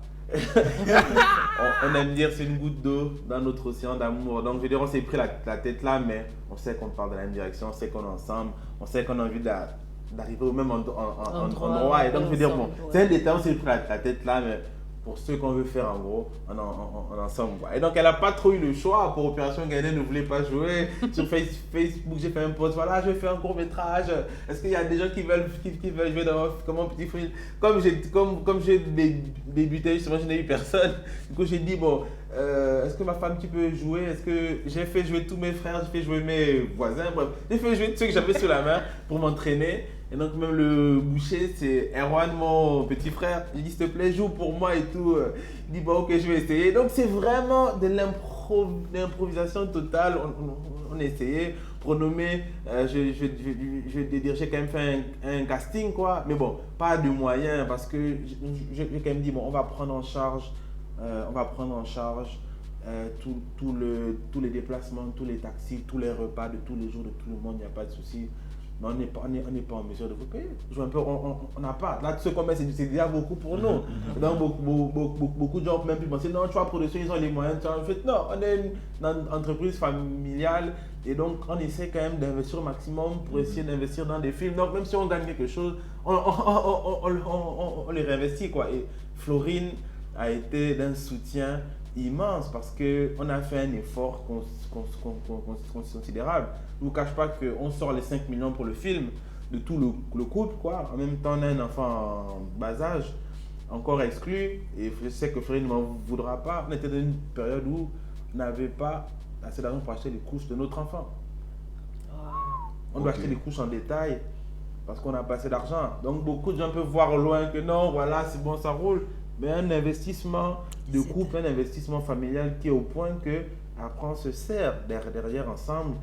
Et on sait que bon, les 2 mois qui vont arriver là, ça va être chaud. Donc on voit déjà comment on doit acheter le plus gros sac de riz économique. Moi je cuisine, on fait des gros plats comme ça, on divise en plusieurs plats, au congèle. C'est-à-dire on se dit que là, on va wow, vous avez vraiment un mental particulier, ta femme et toi, parce que... mental d'acier, ça. Ouais, ça veut dire que moi, ce que j'aime beaucoup dans ce que tu dis, c'est vraiment toujours être focus sur les objectifs. Qu'est-ce qu'on veut obtenir? Elle t'a beaucoup soutenu et... c'est rare déjà de voir, j'ai rarement vu des hommes qui parlent autant de leur femme, mais là on comprend un peu parce que Florine, on te réépouse là du coup on te réépouse, vraiment. Non, et ça, juste, je n'aurais pas pu, franchement. Voilà, donc du coup, on tombe justement à tout ça, tout ce par quoi tu es tombé, et ton dernier projet c'est Autrement. Autrement, ça démarre comment? Est-ce que c'est au bout de tout ça, après au Nommé, tu t'es assis, tu t'es dit, ouais, quand même, ouf, on a réussi à créer quelque chose. À quel moment? À quel moment tu te dis, on va faire autrement? En fait, je pense que tout mon parcours, moi, même avant de rentrer à Libreville, parce que comme je disais, tout le monde m'a dit non, ça ne marchera pas, tu ne pourras pas. Même quand j'ai dit que je laissais l'école d'ingénieur pour me lancer dans l'image, beaucoup de gens disent non. Je veux dire, franchement, j'ai reçu un nombre de moqueries incomparable, j'ai reçu un nombre de critiques. Je me dis, mais tu es ma boule, tu vas faire ça, mais honnêtement, je veux dire, tu gaspilles tout. Et je pense que ça m'a marqué le fait de voir que j'entends tout ça dans mon entourage, même des gens très, très proches, hein, qui te rient au nez quand tu leur parles de projet que tu as. Et je pense qu'en fait, c'est peut-être quelque chose, un contexte qui mine notre pays. Et je pense que parce que on nous empêche d'y croire. Et du coup, on se dit que ce n'est pas possible. Notre pays là est destiné à être tel qu'il est, à ne pas s'améliorer, à ne pas faire mieux. Je pense qu'il y a beaucoup de gens même du coup qui disent non, voilà, le gouvernement doit faire ci, le gouvernement doit faire ça. Mais je pense qu'il y a une part immense de responsabilité qui nous revient. Comme moi je le dis tous les jours, les membres du gouvernement, ce sont des gens qui sont dans nos maisons, qui sont dans nos familles. Ouais. Donc si on n'arrange pas depuis la maison, pourquoi ça. On va arranger ce qui est déjà gaspillé dehors? Ouais. Non. Et je pense même que les gens qu'on vote, les gens qu'on élit, ils viennent d'un contexte et d'un milieu. C'est-à-dire, je pense qu'on aurait tort de penser qu'il faut par exemple, qu'il faut qu'on améliore le haut et puis nous, on ne bouge pas. Je pense qu'il faut qu'à la base, nous tous, on évolue et on avance, qu'on se batte pour nos idées, qu'on se bouge. Et je pense que quelles que soient les personnes qu'on va mettre en haut, s'ils viennent de cette mentalité-là, ça va être des bonnes personnes. Et je me suis dit, vu tout ce que j'ai entendu autour de moi, en même temps, je vois moi que je lance Choix Production, je fais des choses et je vois que les gens me disent, mais donc c'est possible. En fait, je me dis, notre première limite, elle est mentale. Et je me dis, faut qu'on sorte de ce, on va encore faire comment là. Comme je dis, je suis né en 90. Depuis que je suis né, tout le monde me dit que non, le pays glisse. Avant, je parlais avec mes parents. Mon père est médecin. Il était un très grand sportif. Il me dit, mais nous, on avait des bus qui venaient nous chercher au lycée Léon Bas. Bon, mon père a voyagé pour le volleyball. Mon père était joueur. Donc, je me suis dit, mais attends, ma mère t'explique que nous, on avait des bibliothèques, des médiathèques, des salles de cinéma. Le samedi, on partait faire beaucoup. Je me dis, mais attends, moi, je vis dans un Gabon qui est bien moins bien que ce que mes parents ont vécu. Aujourd'hui, les mêmes parents te disent que non, le pays là, vraiment, c'est compliqué. Les mêmes oncles, les aînés te disent que non, le pays là, alors que tu dis, mais ça n'a pas toujours été comme ça. Ouais. Donc, tu dis que... Et ça c'est ma c'était ma réflexion de me dire qu'attends, les gars, les aînés nous vendent un pays qui est nul, genre votre avenir est foutu, alors qu'ils ont vécu dans un pays où les gens faisaient autrement. Pour ça, je me dis, nous, on peut faire autrement. Parce que ça a déjà été possible à l'époque, tu vois un peu. Et beaucoup de gens, bon, je pense que je compte même faire un autre petit documentaire dessus. D'après tous les aînés que je rencontre me disent que, apparemment, la partie en 90, le multipartisme a fait beaucoup. C'est-à-dire beaucoup de gens commençaient à se sentir dans la politique. Tu vois un peu. C'est-à-dire c'est comme si le fait qu'on a ouvert la démocratie, tu vois un peu, comme si on n'était pas prêt pour ça. Beaucoup de gens délaissaient les choses, tout le monde, les profs, non, voulaient faire la politique. C'est-à-dire tout le monde est parti dans les partis politiques, plein de partis politiques, et les gens délaissaient la vie de leur pays, l'amour de leur pays. Tout le monde veut le pouvoir central, voilà, en oubliant que... c'est ça. Et beaucoup de gens disent que ça a détérioré, en fait, notre vie. Tu vois, non, c'est-à-dire les gens ne font plus les choses parce qu'ils aiment. On fait les choses parce que je vais être bien vu de tel. Les gens rentrent dans tel... Et en fait, je me dis, mais... Comme si en 30 ans, on a eu un Gabon qui a dégringolé. Okay. Et je me dis, si nous, notre génération ne fait rien pour que ça change, mais nos enfants, on va leur laisser quelque chose de bien pire en fait. Je me dis, on a une responsabilité de briser la danse de la roue là, pour remonter, pour amener. Je pense que c'est notre responsabilité parce que nos aînés, je pense que, en fait, je n'ai pas envie de dire, ils sont gaspillés, hein, tout en respectant, hein, donc, je veux dire, leur mentalité a été touché. Je pense que nous on a une responsabilité. Et ça leur empêche de... En fait, ce que tu viens de dire nous explique clairement la question politique qui est dans toutes les bouches au Gabon. Toutes les bouches et toutes les couches. Au Gabon, tu veux faire un truc, la politique est le point culminant de la chose où on dit, si tu n'as pas la partie politique, tu ne démarres pas. Alors qu'aujourd'hui, avec toute la jeunesse qui est dans ceux qui sont dans ton documentaire et d'autres qui se font présents sur les réseaux sociaux et dans les actions citoyennes, on voit bien que c'est possible de faire à même une plus grosse échelle, mais pour le moment, avec les petits moyens que chacun a, il fait ça à sa propre échelle. Justement, le mannequin Céleste, il a mis en tête Fabien. Il a dit que tu as répondu à la question gabonaise qui dit on va faire comment, en disant simplement autrement. Il dit que tu es le meilleur dans la nouvelle génération. Il dit que là, tu as sorti toutes les docs, là. Il a été choqué par l'histoire des couches. Mais justement, tu décides de faire autrement. Et quand tu prends ta sélection, comment est-ce que tu fais la sélection? Comment tu t'es dit est-ce que tu as d'abord commencé par tes amis? Parce que moi, j'ai été victime de quand tu proposes à quelqu'un que viens, on va parler de ce que tu fais. La personne te dit ouais, mais non, j'ai pas trop envie qu'on me voit. Et c'est vrai que c'est souvent un souci parce que des fois, les gens t'appellent Choix Production à cause de Jérémy, tu vois, au lieu du travail de Choix Production. Est-ce que ça a souvent été un problème pour toi? Alors, je pense que même là, pour autrement, tu vois, pour te répondre à la première question, autrement, en fait, j'ai essayé je voulais montrer des personnes, parce que je pense qu'on peut, ce que je réalise, c'est qu'on peut parler à beaucoup de gens, tu as beau dire, changez de mentalité, faites ci, faites ça.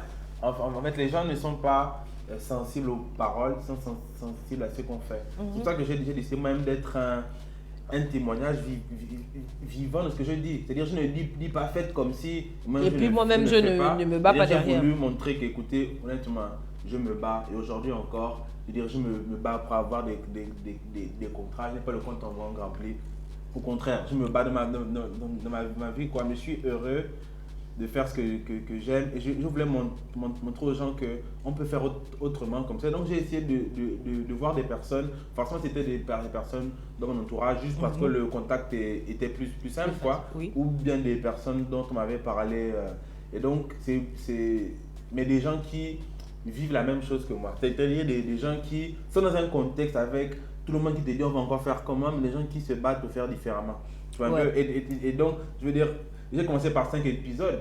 5 épisodes parce que pour moi c'était le plus simple à faire. Et encore je le dis, c'est moi qui l'ai produit, quoi. Donc zéro soutien, zéro rien. C'est-à-dire je fais en plus sur mon temps personnel après avoir fini de faire mes contrats, quoi. Donc je veux dire ça me prend beaucoup. Je veux dire, j'ai pris 5 personnes pour moi qui en parlaient. Ce ne sont pas les seuls et il y a un nombre incalculable de gens qui font ça. D'ailleurs, tous les deux, vous le faites aussi. Tu vois, un peu. J'ai pris des gens qui étaient proches de moi, dont je connaissais suffisamment assez l'histoire pour dire, écoute, je pense que ton histoire va inspirer certains à shifter dans notre mentalité. C'est pour ça que j'ai pris des personnes qui n'étaient pas forcément des personnes aussi trop âgées. J'ai pris des personnes qui étaient là. Qui nous ressemblent. Voilà, pour que les gens puissent s'identifier, c'est dire que lui, il a fait ça. Moi, ce n'est pas voilà. Sinon, tu peux dire que non, c'est quelqu'un de loin, tout ça là, oui. Il a les places, c'est pas quelque part.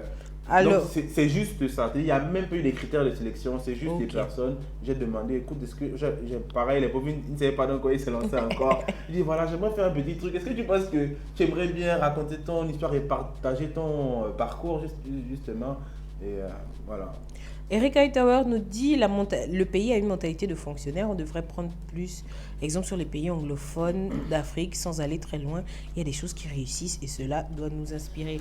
Je crois que le problème avec le Gabonais, principalement, c'est que le Gabonais veut, je sais pas, il veut quelqu'un qui lui vend du rêve. Il ne veut pas l'Africain. Moi j'ai connu un monsieur, quand tu discutes avec lui, il te dit, par an, il te fait un chiffre d'affaires de 100 millions. Mais le gars, tu le vois en train de marcher, mais quand tu le vois, tu te dis que c'est lui là, parce qu'on est justement aussi habitué à beaucoup paraître qu'être. Et justement, c'est ce que j'ai aimé dans ton intervention, c'est ce que tu as dit, que tu t'es dit qu'il fallait que tu montres aux gens que tu ne fais pas juste que parler, tu agis aussi différemment. Alors donc, en parlant d'agir différemment, donc tu es parti dans des lycées. Pour toi, quelle est l'importance justement de cette petite campagne-là? Alors ça, c'est vraiment une histoire aussi énorme parce que, bon, du coup, pareil, ça recommence encore avec l'Institut français qui voit autrement les épisodes que je partage sur la page Choix Production. Puis qui dit, mais ça serait quand même bien, ça soulève beaucoup de questions. Et donc, là, en même temps, ce n'était pas Charles, c'était Edwige, du coup, nouvelle attachée culturelle de l'Institut français, qui dit, mais ça peut être intéressant de faire des ciné-débats, c'est-à-dire le projeter à l'Institut français, et puis ensuite de faire un débat justement sur on va encore faire comment, et puis sur le fait que les gens fassent les choses par vocation. Parce que j'ai une théorie, je pense que pour être à fond dans ce qu'on fait, il faut qu'on aime ça. C'est pour ça que je me dis, beaucoup de gens ici font des choses parce que ce n'est pas par choix, parce que les parents... Justement, on en parlait une fois ici, que c'est genre, bon, tu as fait un truc, mais ça ne baille pas. Mais tu as quand même les diplômes, on te place ailleurs pour quand même avoir le boulot. Je me rappelle, j'ai un de mes papas qui nous avait dit, non, écoutez, il faut aller à l'ENI, je crois que c'est là-bas où on forme les maîtresses du pré-primaire. J'étais en colère. Parce que, genre, là, tu sens le niveau où les parents te disent de descendre juste pour avoir quelque chose. Et vraiment, donc, du coup, tu rencontres des jeunes. Qu'est-ce que les jeunes te disaient? Parce que c'est sur moi, c'est vraiment... Si on nous donne de la moi, c'est vraiment écouter ce que les jeunes disent. Comment eux, ils voient leur avenir en ce moment? Et je pense que c'est vraiment énorme justement de pouvoir les côtoyer parce que c'est des jeunes qui sont à un carrefour de leur vie, ils sont en première, terminale, seconde, et puis ils s'apprêtent à faire le choix là de savoir qu'est-ce que je vais le choix choisir. crucial. Et donc c'est ce que donc je leur montre autrement des personnes qui ont fait des choix différents et c'est surtout des personnes qui se sentent en vrai réorientées, des personnes qui ont, c'est-à-dire j'essaie de leur dire que cogitez bien ce que vous voulez faire. Parce que, du coup, on n'a qu'une seule vie. Je trimballe la phrase de ma maman. Oui, la vie, c'est pas le brouillon. Donc, réfléchissez bien, mais surtout, allez dans quelque chose que vous aimez, qui vous passionne, parce que je pense que c'est là que vous allez vous donner à fond, c'est là que vous allez changer votre pays. Et donc, c'est vraiment le message que je leur dis. Le message que je leur dis, c'est que de ne pas choisir quelque chose pour le prestige, ne pas choisir quelque chose pour l'argent, ne pas choisir quelque chose à cause des autres qui mettent la pression, choisir quelque chose qui nous correspond parce qu'on se connaît. Donc, le message que je leur envoie et les retours sont immenses parce qu'ils se lèvent, ils sont remplis de motivation, ils ont envie de faire autrement. Il y a même beaucoup de gens qui écrivent et qui laissent même des commentaires après, qui envoient des WhatsApp, qui disent merci d'être passé. Je n'avais pas trop d'espoir dans mon pays, maintenant j'en ai. C'est des choses qui touchent le cœur de se dire qu'on a moyen. Moi, j'essaie de toucher ma génération, mais j'essaie aussi de toucher la génération qui vient après. Et en fait, je me dis, c'est ma responsabilité. Et pareil, c'est vraiment immense du coup que beaucoup on a proposé à des établissements et puis les gens répondent favorablement. Bon, les gens doutent un peu, vous êtes qui, tout ça là. Mais après, ils voient un peu autrement et puis ils se disent, bon, en fait, ce n'est pas la politique. Et beaucoup de gens même nous ont dit, c'est rare de voir des gens qui viennent là gratuitement. Il n'y a même pas de caméra. C'est-à-dire, ils sont habitués à voir les. Ils sont habitués, ils disent, mais ce n'est pas quelqu'un qui vient, bon voilà, j'ai apporté tel, on serre une main. Et en fait, ça touche les gens de voir qu'on ne fait pas de politique. Et je me dis, on a tellement fait de politique dans notre pays que j'aimerais sortir de là. Et j'aimerais que les gens même se disent qu'on peut faire autre chose à part la politique, quoi. C'est-à-dire qu'on peut aider notre quartier, notre ville, qu'on peut aider nos jeunes. Et moi en particulier, je vais chez les jeunes parce que je suis passionné par l'épanouissement de notre jeunesse. Et je pense que notre pays est comme il est. Je pense que comment dire, la place qu'on donne à la jeunesse a une grosse part dans la suite de notre pays. Okay. Je pense que si on forme des jeunes qui sont épanouis, qui prennent les bonnes directions, on aura des gens plus tard qui seront en poste, mais qui seront en forme, épanouis, qui seront dans leur vocation. Moi, je ne vous cache pas, au nommé, je veux dire le film que je fais comme ça, je suis des conditions bizarres. Un premier long métrage. Et je veux dire, quand je vois l'impact que ça, je me dis, attends, donc je suis peut-être dans mon domaine. Donc c'est quelque chose que je fais dans des conditions bizarres, j'ai envie de dire, sans trop forcer le talent. Et je pense qu'il y a beaucoup de gens dans leur domaine. À mon avis, je ne suis pas exceptionnel. Je pense qu'il y a des gens qui sont dans leur domaine comme ça, qui sont capables de dépasser des montagnes parce qu'ils sont dans leur domaine. Mais c'est important qu'on pousse même les générations qui suivent à faire les choses parce qu'ils ont envie de le faire, parce que c'est leur passion. Je veux dire, moi, je suis fatigué que plein de gens fassent la politique comme ça dans le désordre. J'aimerais que des gens fassent la politique parce que c'est leur passion, c'est leur vocation. Voilà. J'aimerais que des gens fassent le sport parce que c'est leur vocation. Ou bien que des gens créent des salles de cinéma, de sport. Parce que c'est ma vocation d'entretenir des salles de cinéma. Tu vois un peu, plutôt qu'on te reçoive. Alors, donc okay. C'est ça mon voyez, voici encore un passionné. Je dis que voilà, un passionné, Jérémy. J'ai beaucoup parlé, pardon. Alors, donc Pharrell Emery nous dit, on est habitué à ce qu'on nous ait dit, on est habitué à ce qui nous est importé. Or, on gagnerait à exporter nos réalités et vendre notre pays. Pour cela, je te souhaite bon courage à toi et ton équipe, mais également à cette émission qui ne cesse de mettre en avant certains ambassadeurs de notre pays. Petite parenthèse, Madame Rebieno, avait mis ce sujet sur la table. Il est plus intéressant aujourd'hui pour nous de valoriser nos réalités par nous-mêmes. Parce qu'avant d'aller valoriser ça dehors, ils sont déjà très développés. Ils ont déjà des réalités, des personnes qui expriment leur réalité partout et surtout à l'intérieur. On a besoin aujourd'hui que les Gabonais, les Gabonaises, que les humains qui vivent au Gabon valorisent d'abord pour eux-mêmes. Parce qu'après, ça permet à ce que une industrie une économie se développe autour. Et c'est en faisant développer une économie intérieure qu'on pourra partir d'une économie intérieure vers une économie extérieure. Ok, donc Jérémy, on va bientôt arriver à la fin de l'émission.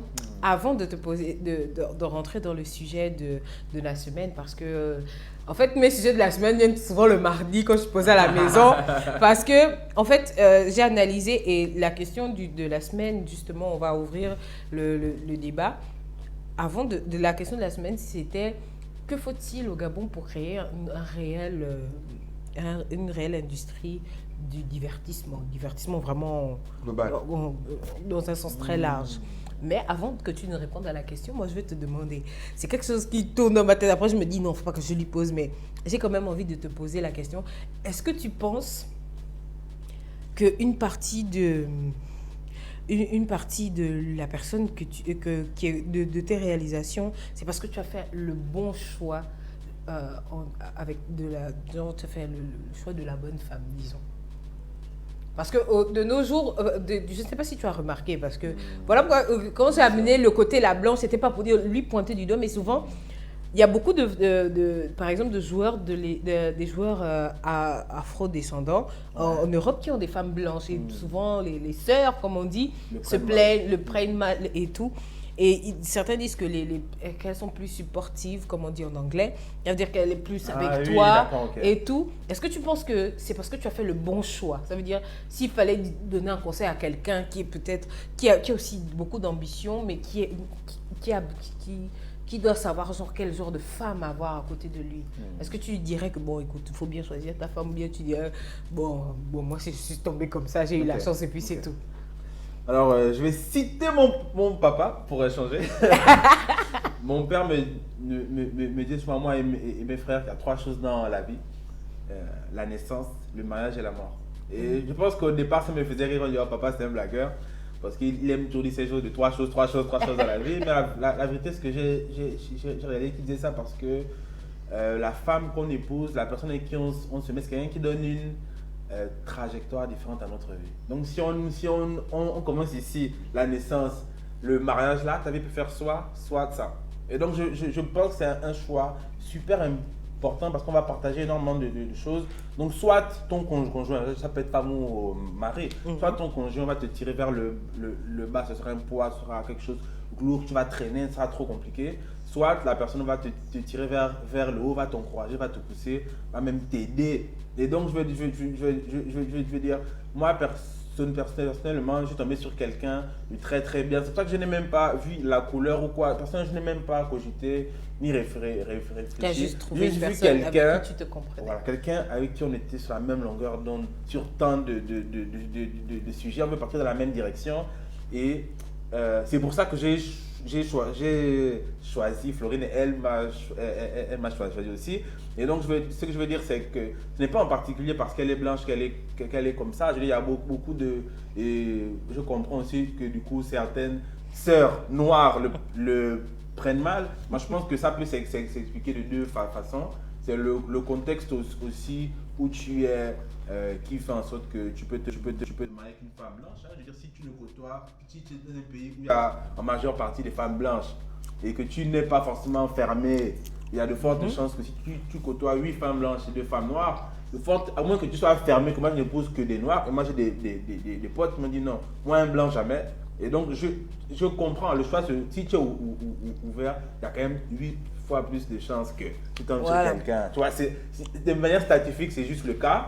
Donc ce n'est pas forcément un choix délibéré que moi je veux me marier avec une blanche. Et souvent, beaucoup de gens le prennent mal. Ouais, après, pour le comportement, il faut dire aussi que je kiffe mes sœurs noires, j'ai pu mettre avec une noire. Et je pense qu'on a quand même un souci au niveau de la mentalité. Et moi je le vois beaucoup sur les statuts des jeunes. Mais les hommes sont révoltés depuis près de 2 ans. Il y a des histoires de syndicats, tout ce que ça. Bon, moi je regarde de loin. Le gang. C'est qu'il y a beaucoup de mentalités où une femme se dit qu'elle doit trouver l'homme qui est déjà arrivé, elle doit trouver l'homme qui doit subvenir à tous ses besoins, qui doit faire ci, qui doit faire ça. Moi je ne vous cache pas, je veux dire, dans des situations difficiles, je veux dire, Florine m'a aidé financièrement. C'est-à-dire, parce qu'elle elle-même, elle voit là où je veux aller, elle se dit qu'on va être ensemble. Et je veux dire, l'année même, par exemple, où par exemple, elle n'a pas travaillé, je veux dire, elle ne gagne rien du tout. Je veux dire, je me suis occupé d'elle et de mon enfant. Tu veux dire, pour nous, il n'y a pas...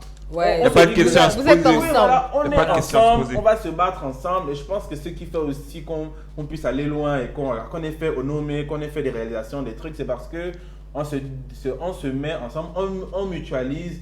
Je veux dire, il n'y a pas de truc de se dire que non, Ça, c'est moi pour je dois moi. faire ci, c'est pour moi, c'est pour toi. Ok. Non, on mutualise et moi je n'aurai pas de mal, demain elle gagne plus que moi, il n'y a pas de souci, c'est la vie. Nous, en tout cas, c'est notre fonctionnement encore, c'est peut-être une histoire privée, mais je veux dire, et ça pour moi, je ne sais même pas si c'est une histoire de noir ou blanc. Ouais. La vérité, c'est juste parce que dans nos mentalités africaines, on est très fermés et on se dit que non, ma copine, tu dois couper un gars, qui doit faire ci, qui doit être Ouais. comme ci, qui doit J'avoue. avoir ça. Ce qui fait que les mecs aussi, on est un peu frileux, donc, c'est-à-dire même pour l'engagement, du coup, les gens attendent, on paye du fait qu'on soit marié jeune, parce qu'on se dit, on se marie, mais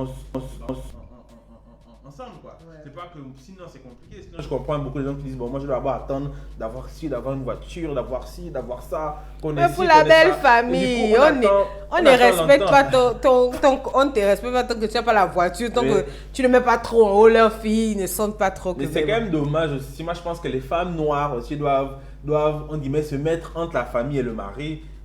Et dire bon, je soutiens mon homme, on va se battre ensemble. Je pense qu'il n'y a pas de pression à avoir, on grandit ensemble et je pense que c'est là, les couples, je pense qu'ils vont le plus loin, les couples qui sont ensemble en vrai, qui se soutiennent.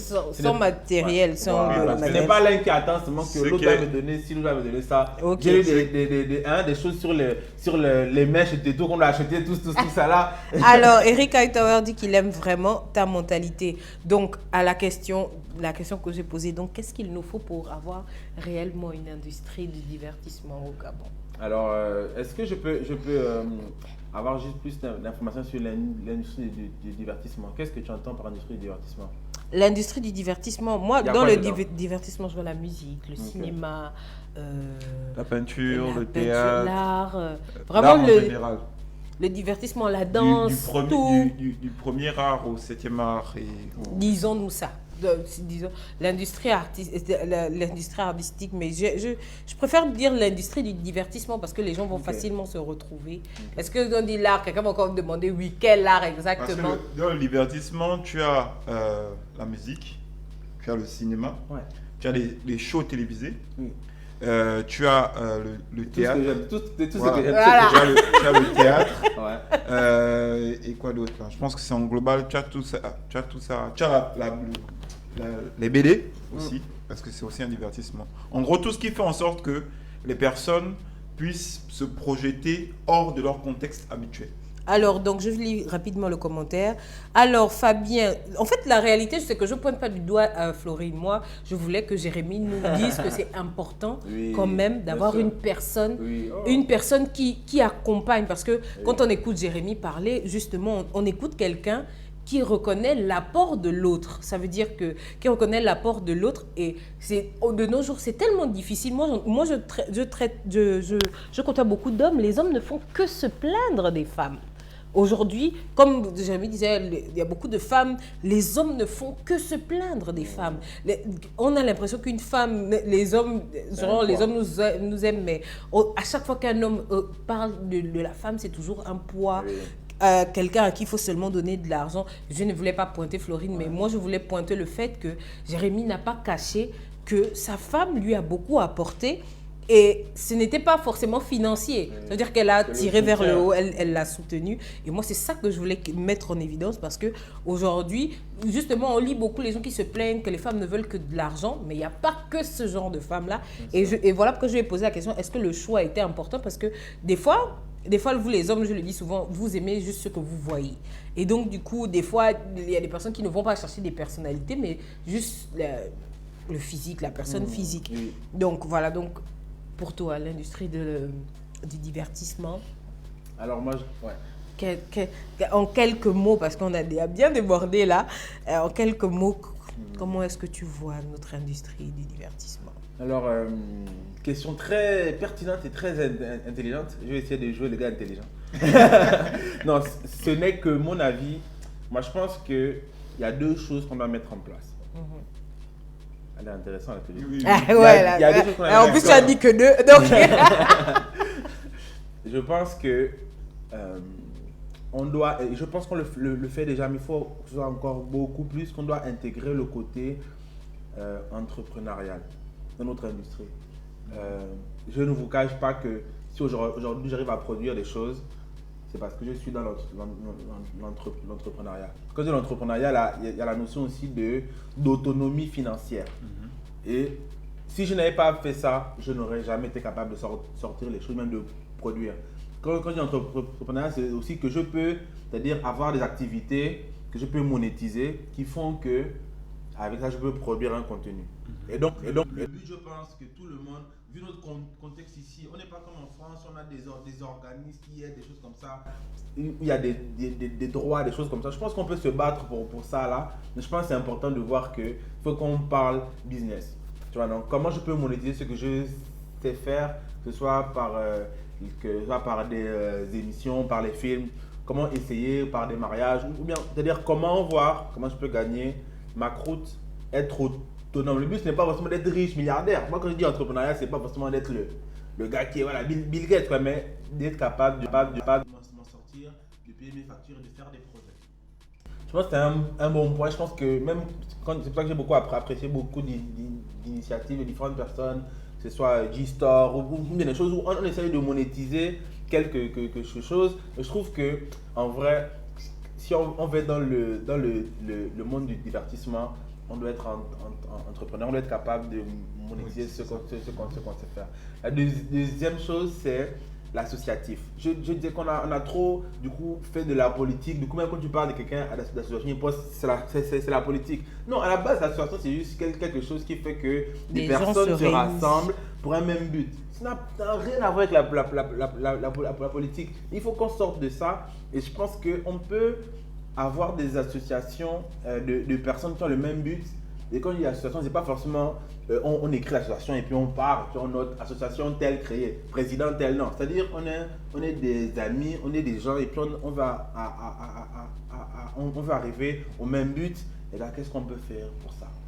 Horatio veut lancer son truc, dit Jérémy, je sais que tu es bon dedans. Est-ce que tu peux m'aider à viens, on se met ensemble, on lance le projet, on lance le produit. Ouais, les associations, justement, un ami qui m'a parlé du problème que les gens au Gabon ont du mal à s'associer à d'autres. Oui. Parce que je m'associe avec Jérémy aujourd'hui, mais je vais toujours vouloir être quelque part au-dessus de Jérémy, au lieu qu'ensemble, on puisse gagner avec ce qu'on veut faire. Voilà. Juste pour un exemple, moi je vous dis ça, je le dis en live, parce que je n'ai aucun problème. Je suis très déçu de l'association des cinéastes du Gabon. C'est-à-dire, moi je suis un photographe, j'aime dans le milieu du cinéma et je vois des personnes qui se battent pour savoir qui sera le plus costaud, qui est le plus grand, qui a fait le plus de films, qui est comme si on a un groupe WhatsApp tous les jours, invective, injure, tout le temps. Et j'ai envie de dire, je pense que même nous-mêmes dans l'associatif, on doit évoluer. Je ne sais pas si tu as fréquenté quand tu étais en France les associations gabonaises, mais le mouvement associatif est vraiment un gros problème. J'ai fait le Burkina Faso, j'ai fait le Ghana, c'est un gros problème. Tant qu'il n'y a pas la politique, genre on colle un peu l'ambassadeur pour tirer un peu d'argent. Les gens ont vraiment du mal, les gens ne voient complètement plus bien le mouvement associatif. Déjà, les gens ont du mal. Quand il y a un groupe entre Gabonais, il y a toujours les Congos, à gauche, à droite. Mais c'est vraiment un gros problème. Et ici, par exemple, chez les photographes, on n'a pas ce problème de politique. On a surtout une question de business. Le photographe que tu vas... Quand on se réunit, c'est la question de business qui vient en avant, tu vois. Chantier dans le groupe, tu comprends. Donc, je pense que le souci réel, c'est que on a on appelle ça, des besoins primaires qu'on n'a pas encore réussi à combler. Et ce qui fait en sorte que même quand on se réunit, c'est 4-5 personnes qui ont des besoins primaires. Donc ils ne peuvent pas, là où l'autre se dit, bon, ça je peux régler ça à n'importe quel moment. Donc pensons un peu par exemple à la photo ou bien au film et tout le reste. L'autre est en mode, mais gars, moi à la fin du mois je dois payer mes factures. Tu vois, c'est ça qui nous cause prise de tête. Ok, Jérémy, tu sais, on a beaucoup débordé. J'espère que vous avez apprécié d'être avec nous et avec Jérémy. C'était un plaisir de t'avoir. Alors, il y a Dorcas qui dit, elle a 3 commentaires. Elle dit d'abord qu'elle confirme que Florine, c'est une père. Et elle dit que le souci du jeune Gabonais est qu'il veut être riche, la passion est au second plan. Et elle ajoute, pour terminer, que tout le monde veut être chef et c'est ça le problème.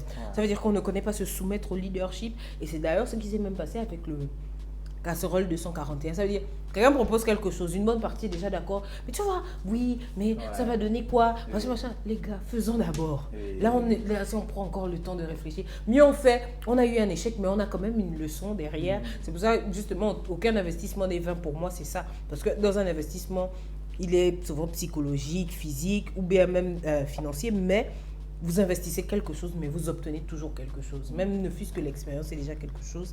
Alors, Farel, Emery et Menon nous dit, nous, chez nous, nous pensons tout de suite l'argent. En plus de ça, nous aimons la concurrence nous aimons la concurrence qui est plus forte, Or, nous n'avons pas besoin de ça. Bon, moi, déjà, le problème, on ne va pas dire à quelqu'un de ne pas penser à l'argent, écoutez. Parce que, justement, Horacio a dit quelque chose de très fondamental, les besoins primaires. Les besoins primaires. Voilà pourquoi en Afrique de l'Ouest, on mange 500 à Abidjan, tu manges. 500 à côté au Cameroun, tu manges même, c'est trop fort.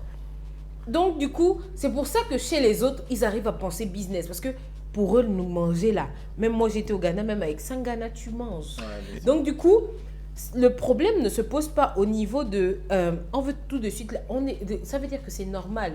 Imaginez Jérémy, il rentre, il est marié, il a une femme enceinte. Et vous allez dire à Jérémy, non, écoute Jérémy, viens d'abord être notre cobaye. Parce que le problème au Gabon, c'est que les gens... Lorsqu'on fait justement des trucs comme ça, tu es vidéaste, tu es cinéaste... on te néglige parce que tu n'es pas genre dans le bureau ou bien on n'a pas encore vu Jérémy, tu vois, avec le Hummer, qu'on va dire que bon oui, finalement la photo, ça paye quand même. Voilà. Et comme je te disais, on est beaucoup dans le paraître. Donc du coup, on a le droit de chercher l'argent parce que il est papa, nous tous on veut avoir des enfants. On veut. Par exemple, moi j'ai un papa qui a toujours dit que lui, on monte en descend, ses enfants doivent aller à l'école. Le reste, nous, l'école était forcée jusqu'à une certaine période. Ça veut dire qu'on te met les moyens pour aller à l'école et puis c'est fini. Ça veut dire que c'est le plus principal. Ils pouvaient ne pas te donner de l'argent de poche, mais l'argent du taxi pour rentrer, pour manger ou pour rentrer de l'école. Il y avait toujours, il s'arrangeait à ce qu'on soit déposé tous les matins parce que pour lui, c'était la base.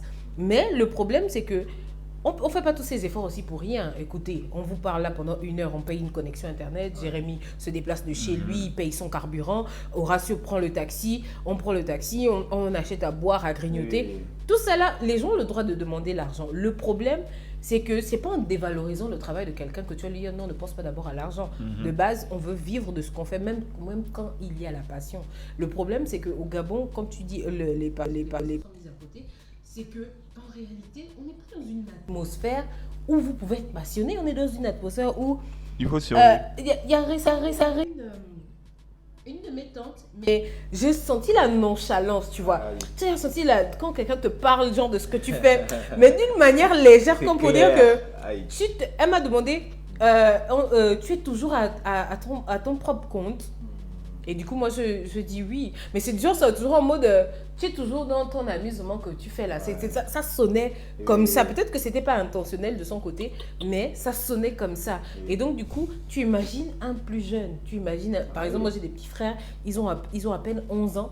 Si moi, je lâche déjà ce que je fais, comment eux est-ce qu'ils... Par exemple, mon petit frère, en ce moment, il est devenu très grand musicien, il manipule tous les instruments de musique. Donc, vous imaginez, si, par exemple, il sait que moi, je travaille avec les artistes, vous imaginez, mon petit frère sait que je suis un peu dans le monde artistique et que ça ne baille pas, il n'aura plus envie, il va se dire, bon, je fais juste un peu le bruit, mais il ne peut pas, on ne pourra pas savoir si, au final, il peut devenir un grand musicien parce que on ne laisse pas la place à la passion. Les passions sont difficiles à avoir au pays. Juste pour rappeler qu'au Gabon, les passions meurent parce que vous qui recevez ces passions-là, vous ne pensez pas au côté où il faut mettre ne serait-ce qu'une petite pièce dans le fonctionnement de la passion de l'autre. Parce que la passion, c'est bien, mais il faut vous donner des produits de qualité. Parce que le même passionné vous offre un produit, vous dites que ce n'est pas qualitatif. Pour que ce soit qualitatif, il faut de l'argent. Pour que ça continue. Quand la personne se dit je veux arrêter, non, pourquoi tu arrêtes? Parce que il faut de l'argent. Quand le matériel tombe en panne, il faut l'argent. Vous Quand imaginez le le matériel qu'il commande à l'extérieur, vous imaginez tout le chemin que ça prend, les risques que le colis se casse et tout ça. Quand la fin du mois arrive, il faut payer le local. Pour faire le divertissement dans un territoire où on n'est pas empêché par les taxes, etc., Internet, il faut payer Internet. Donc c'est pour vous dire qu'en réalité, rien ne peut fonctionner dans ce business si vous, les personnes à qui on offre le divertissement, ne faites pas votre part en mettant un peu d'argent à l'intérieur. Alors, donc, on va prendre le dernier commentaire parce qu'on va terminer. Le mannequin céleste Fabien. Donc, choisis de t'appeler une bonne fois Fabien. Ça sert à rien de mettre Fabien.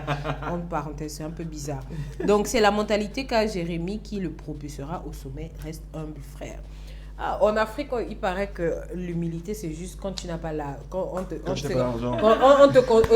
que tu es humble seulement quand tu n'as pas l'argent ou bien quand tu as une tendance à vouloir rester pauvre. C'est là où on te dit que tu es humble. Alors donc, nous, on va se dire au revoir. Jérémy, merci d'être passé dans le Dodo Morning. C'est un plaisir. Ne nous oublie pas, prochain film dans la promo, tu dois aussi mettre de Dodo Morning et tout. Et justement, c'est parce que ça doit tourner que l'industrie va aussi tenir. Donc voilà, je vous recommande les films nommés Opération Guédé, c'est sur la page de Tua Production, et vous pouvez aussi voir les réalisations de mariage. C'est très très très important que vous alliez les regarder parce que c'est vraiment là où je l'ai découvert. Et quand j'ai vu qu'il a fait un film, je me suis dit, ah ouais. Et ce qui est bien, il nous a sorti le film pendant le confinement. Donc, c'était encore mieux. Donc, ça veut dire qu'on s'est mis bien un soir pendant le confinement et tout. Et puis, c'était très bien. Franchement, c'était très bien. Et donc, du coup, moi, je vous donne un rendez-vous vendredi. Je serai avec Wills et toujours avec Horatio. On va accompagner Jérémy, tu vois, avec le titre « Ça va aller ». C'est un featuring entre BGA Famix, pour ceux qui ont connu cette histoire-là sur Facebook. Et Ivy Real Killer, le titre c'est Ça va aller. On est dans un good mood cette semaine. Je vous ai dit que le Dodo Morning va s'arrêter, mais je veux que ce soit les messages, les menaces, tout.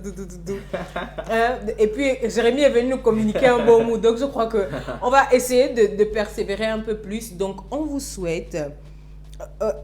Dorcas Tabitha dit la suite de Noméo.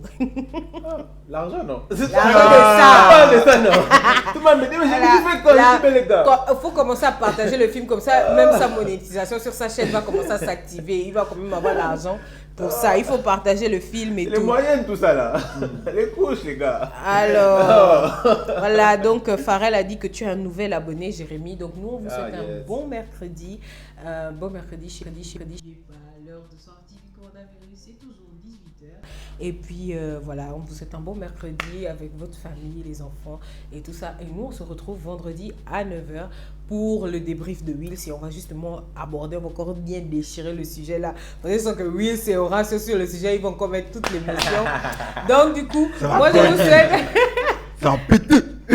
Donc du coup, je vous souhaite un bon mercredi. Et puis, nous, on vous dit bye bye.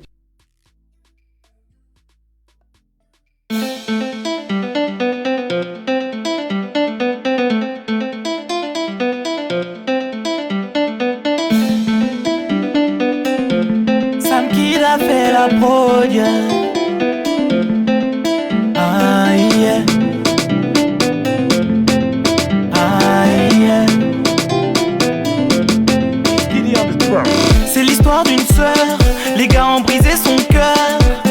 À force d'encaisser les coups et de subir, la go n'a plus peur. Le malheur l'a pelé, mais la go ne l'a pas décroché, yeah. Elle a fait son barabara, qu'était chaque jour, elle n'oublie pas de prier.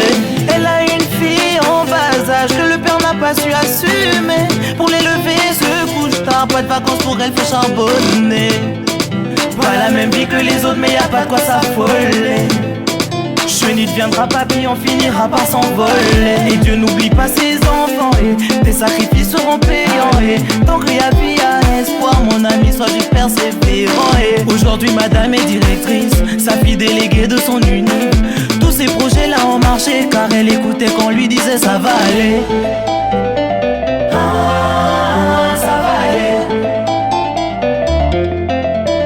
Ça va aller.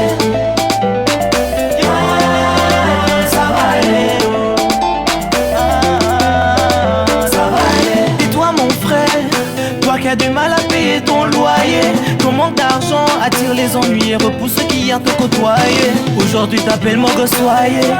Pas de femme, pas de foyer. Dans l'alcool tu veux te noyer. T'as même pas l'argent pour s'acheter une bière. Le gars vit dans une société où l'argent est finalité.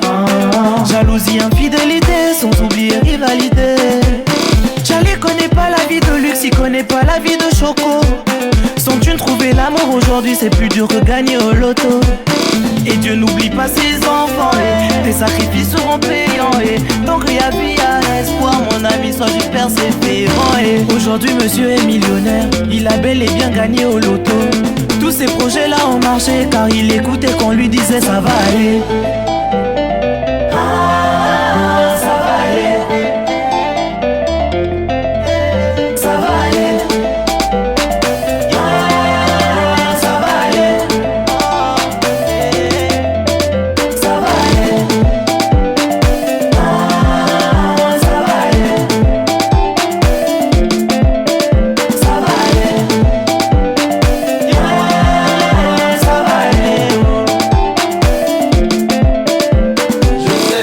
N'endors plus la night, que tu fais tout pour la maille, que tu te fight, oui je sais, que tu n'en es pas ton premier essai. Ça t'a fait charbonner des kilos, comme BGA et le Killa, et tu veux quand même te laisser abattre.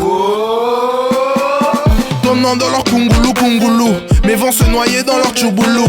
Dieu n'oublie jamais ses enfants, la good life tu l'auras en poutoulou poutoulou. Ils te jugent mais laisse-les parler, ils savent pas ce que t'as bravé. Chaque sacrifice est un départ.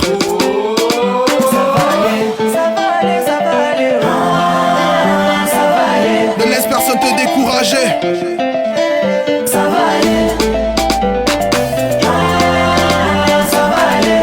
Dieu veille, Dieu veille. Ça va aller, ça va aller. BGA, ça va aller, ça va aller, ça va aller, ça va aller, ça va aller, ça va aller, ça va aller, ça va aller, ça va aller, mon ami, ça va aller.